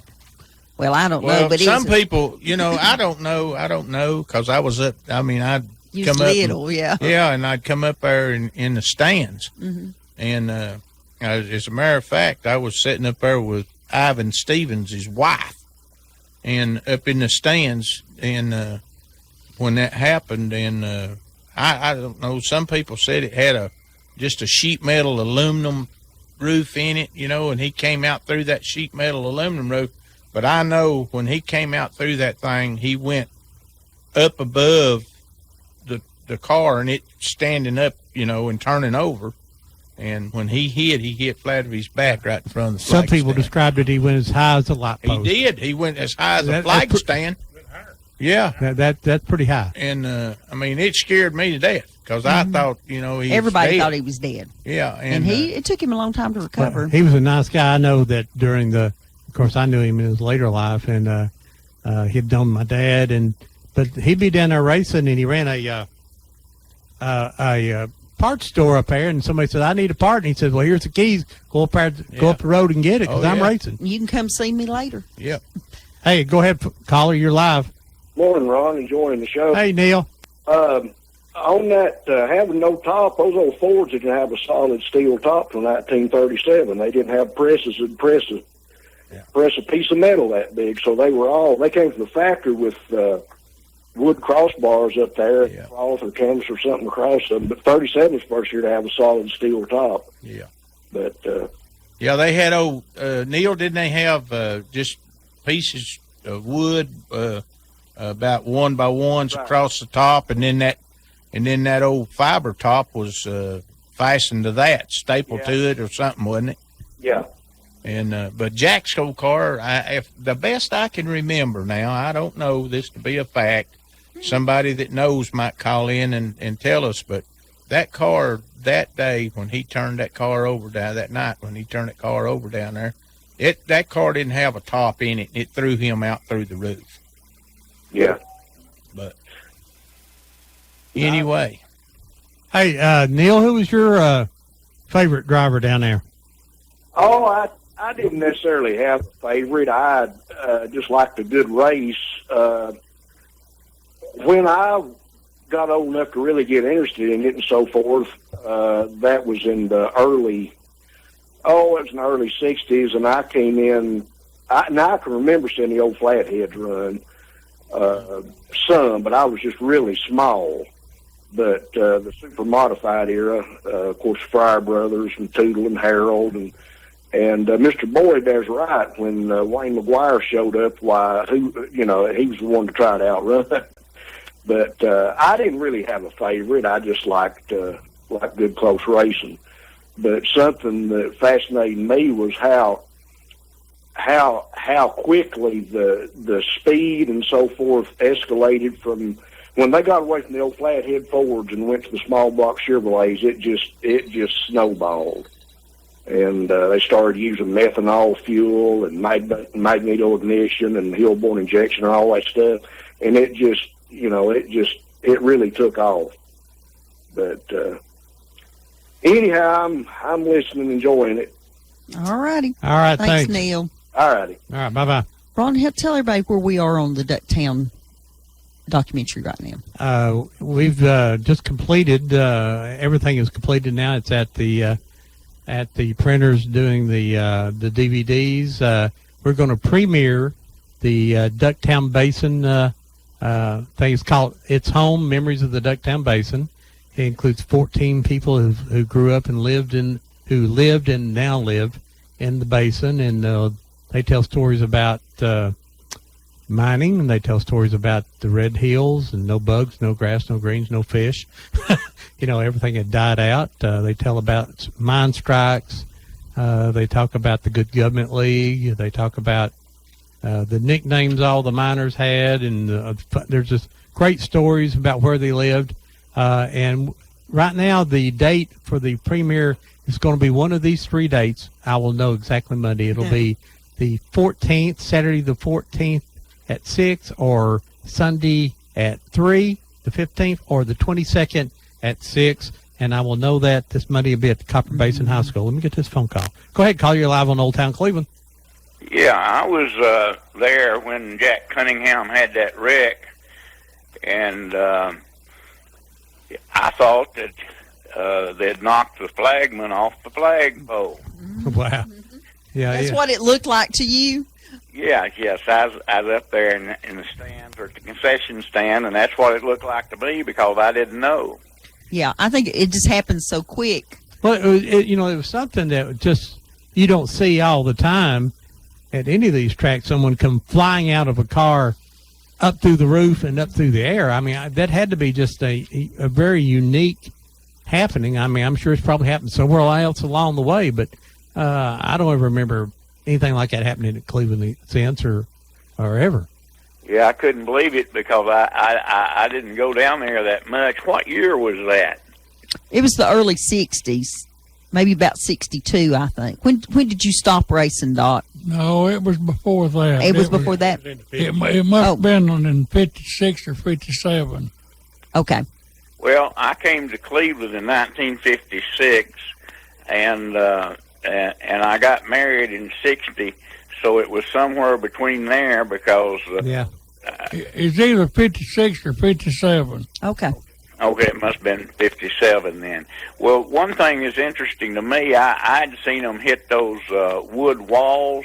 They'd go out a wood wall and come back and come back in, and they'd knock the wall down going out and knock the wall coming back in on down the way. Yeah, and just keep on racing. Oh, yeah. On racing. The video that we have of Moccasin Ben running in the early, probably mid-50s, because it closed down mid-50s, I think, Moccasin Ben. And the funny thing about the videos there, if their car quit racing, or if they had if their car stopped, or if they had run into a wall or somebody, they didn't stop the race. They just jump out of their car and run across the racetrack to get to the infield. And I thought, holy moly, you're going to get run over. And they said sometimes there, even when they wet the track down, they didn't have the right kind of dirt down, and it would be so dusty that they'd have to stop the race. Well, I'm surprised, Debbie, that you know so much about all this racing. Did you? Well, honey, I made a documentary, and my bestest buddy here next to me, Doc German, what I don't know, he knows. He's taught me all about it. Did you go to these races with Ron years ago? We did. We were going in the races probably mid-70s or a little bit before, as Freddie Fire and them were, just as what I call the real race cars were going out. I went from 67 to 72 before we started dating. I lived next door to the racetrack, so I walked over there every night. In a day and time where your kids could walk. Yeah, I'd leave at 5 o'clock and come back at 2 o'clock in the morning. But I knew where to pick up the rocks, and I knew where all the holes in the fences were, because when somebody threw a beer can at me, I threw rocks back and went through the fence and down the creek. Hey, that's great. Well, used to, I live up here at Keith and 25th area. Mm-hmm. And used to, I could hear the race going on, but in the last year when they've had it, I hadn't heard the race but before. Boy, buddy, we heard it. We're half a mile away. a lot of things, all the buildings, and different things block that. It's according to which way the wind's blowing. If the wind's blowing, I live a half mile from the racetrack today. If the wind's blowing towards my house, it sounds like they're changing the motor in the bedroom. If it's blowing away from there, I can sometimes don't even hear it. We don't pay much attention to it, but our grandbaby that's 4 was at our house last Saturday night, and she finally looked at me and said, "What is that buzzing sound?" And it was the races, and we went out and stood on the porch, and then when the intercom started, she was ready to go in the house. She thought that was kind of creepy. Yeah, man. It's real loud. Yeah. Yep. What's the prospect of somebody buying the place and keeping it going? Do y'all have any? Well, we don't have any idea. The property is for sale completely, and I understand it's $1.4 million. I might be wrong about that amount, but somewhere in that ballpark. That's 22 acres in the track and the equipment, I think, all goes with it. Now, I understand that you can lease the track from the family that owns it now, and I don't know what that amount is, but I've heard $50,000 to rent it for the rest of the year. And now the problem is can you save a season when you not done a very good job? I mean, how do you get it started back? And the biggest thing now, and as Butch can tell you, is you don't get drivers unless you're paying some prize money, and you got to pay a little bit more prize money than what they've been paying here locally. Because the cars are so expensive today, and some of the prizes are what they were paying in the 70s. So it's just not getting there. Not profitable like it used to be. Well, I think it's profitable, but you're going to have to really work the track. You got to go out and find drivers. You got to try to get the drivers there, and then you got to get the people there, and you got to get them to buy concessions, and but you just can't open the door and expect people to show up. And I think that's some of the problem that they've had. They just opened the door and hoped cars showed up and hoped people showed up, and I don't think it worked. Well, maybe if one person wouldn't lease the thing, several people could get together that's interested in racing, or some race car drivers, and get it going again. Hopefully they will. I think they had a good staff down there that knew how to run the race, and they knew how to, get the track ready and stuff. It just didn't happen. It's easy to run a show on Saturday night and end up owing money, particularly in the early days. You're going to have some cash flow there to, Butch knows better than I do. There's some days you can open the gates and it didn't work that night, right, Butch? Well, I've had nights that We raced on. Well, I'm going to tell on myself right now. I never ran a race at Boyd Speedway that I had the purse money when I got there. I was normally running around writing bad checks for all the concession supplies and everything else I got to get ready to run that show. And I just hoped that we had enough people show up that night to cover the bad checks on Monday morning. And there were several weeks that we went, and I'd have to borrow up to $5,000 on Monday to cover the bad checks to get in, and then get us into the next week. Can't do a lot. You can't do that many weeks to stay in business, can you? No. Well, I think, and today I think dirt track racing is just a lot tougher sports because of the cost of the drivers and all the other things going on. It's the competition for the entertainment too. Yeah, there, cable television. There's hundreds of things. Back in the 40s, man, it was a craze that you didn't have color television or cable TV, and go out live event like that was a great thing. I would like to say that if you go anywhere in the country that has a real successful racetrack that runs on a weekly basis, you're going to find a real large, lower class car count at every track. You have a fan base, you have a car base. Take the B-Hobby cars, for instance. Every B-Hobby car that comes to the track, normally the whole family comes with that car. All the neighborhood kids, especially if they let them work on the car too, the neighborhood kids and families usually come with those cars. That's the least class of pay that, those guys are raced. They're the last B-Hobby car I built that my son drove. We ran at Boys and Cleveland, won a bunch of races. We lost money every night we raced the car. It paid $175 to win, and it cost us $250 to get the car to the track and go around and race. If we ran further back than first, we really lost money. So I mean, it's kind of ridiculous to expect people. And here again, I'm telling them, we had $15,000 in that car. It was a B-Hobby. That was ridiculous. I was an idiot for spending that kind of money to go out there and race. But I wanted to, that was what I was having fun with the car and getting to watch Well, down the at sun Cleveland drive. Speedway, they would pay people $50 if you rolled your car over, and Paul Dawes would be back in the pack, and he doesn't spend his grocery money on his car. He'd roll up on that wall and roll over to get that $50. Yeah. Week after week after week. He could do it too, couldn't he, Doc? That's right. There's a guy named Johnny Graham here who was in that little pony class, I guess what he called the little Vegas and Four-cylinder class. Yeah, and somebody gave him a car. He tore all the interior out of it. Somebody gave him the pipe, and they bent all the pipe for him, put it in there. And he had to go buy a spring down at Foster's Auto Park for $1.47. So he went racing for the first time for $1.47. You can't put a car on the track for $1.47 anymore. No. Well, hey, if you're interested in the track, I'm sure the numbers, you go down there by the Speedway, the numbers right there on the front wall, and you can give them a call. Yeah. Well, it's interesting to me you say that they'd pay them $50 if they'd roll their car. That was big. Yeah. Well, I didn't. So they would do that so they'd get the attention of the people that are attending, right? Right. Well, See, that was part of it. The fights, the people rolling their cars over. Harold Fryer out throwing bubble gum and making the audience mad filled the stands up. And you had bunches of cars in every race, and everybody came to watch the guy that worked next to him on the assembly line run on Saturday night. They had all kind of games. They played bingo. They done everything in the world to get people in You the could carry the change. If you could get them in the gate and get the cars there, then they buy all the concessions. You have pretty good.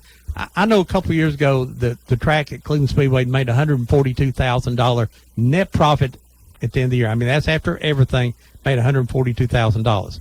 That's a pretty good year, and they didn't run the track right.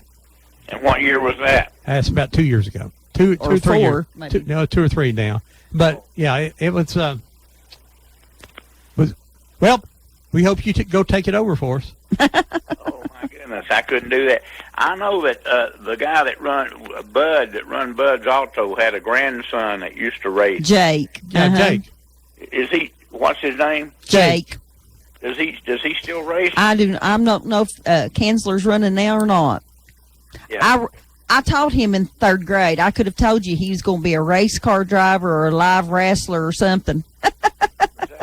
Can I say one thing before okay, we go off? Sure, I would love to. Bye-bye, caller. Thank you.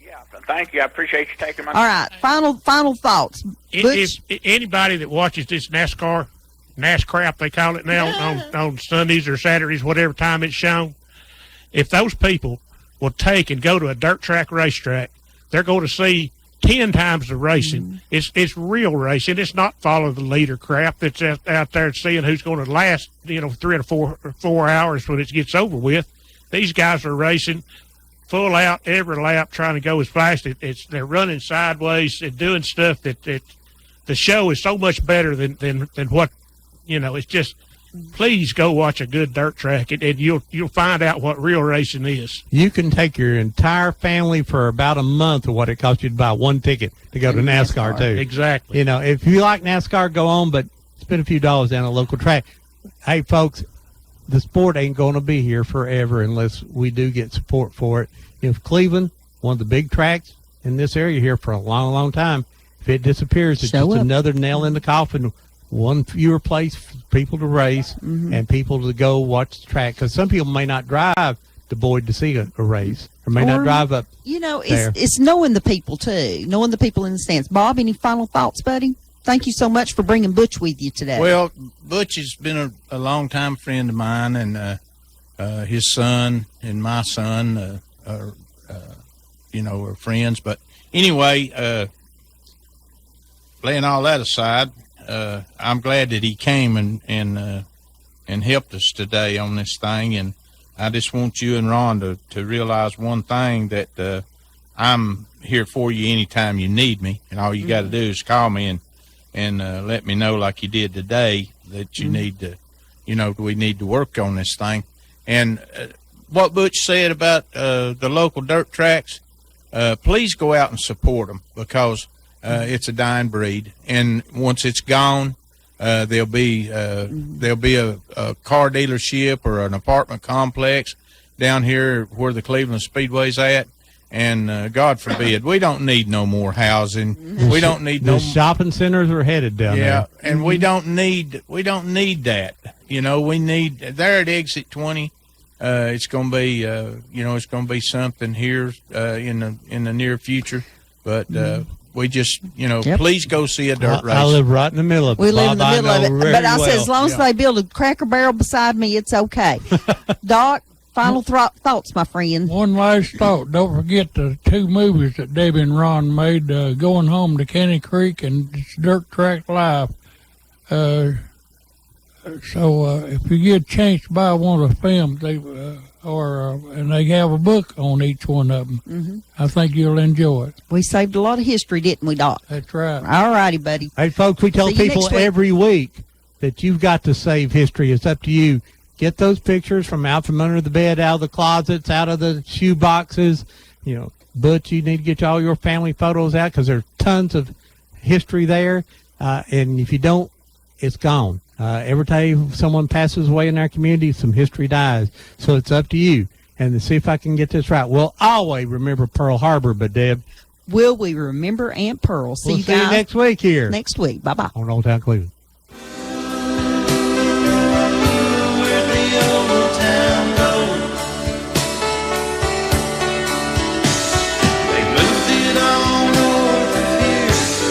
Shopping mall.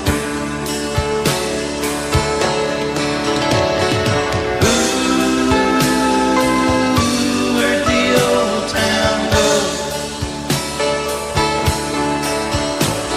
Did my hometown get old, or just me? Did all my friends get old, or just me?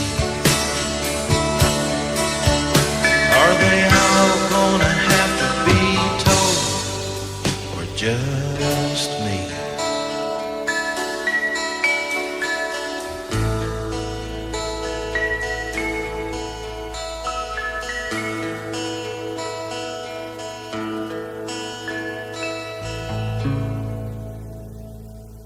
Check into Check into cash. Need help paying for life's little emergencies? Get the cash you need today from your friends at Check into Cash. Get a payday advance today for up to $425. At Check into Cash, we make it quick, easy, and confidential. Get the cash you need now at Check into Cash. Visit checkintocash.com for the store near you. Borrowers often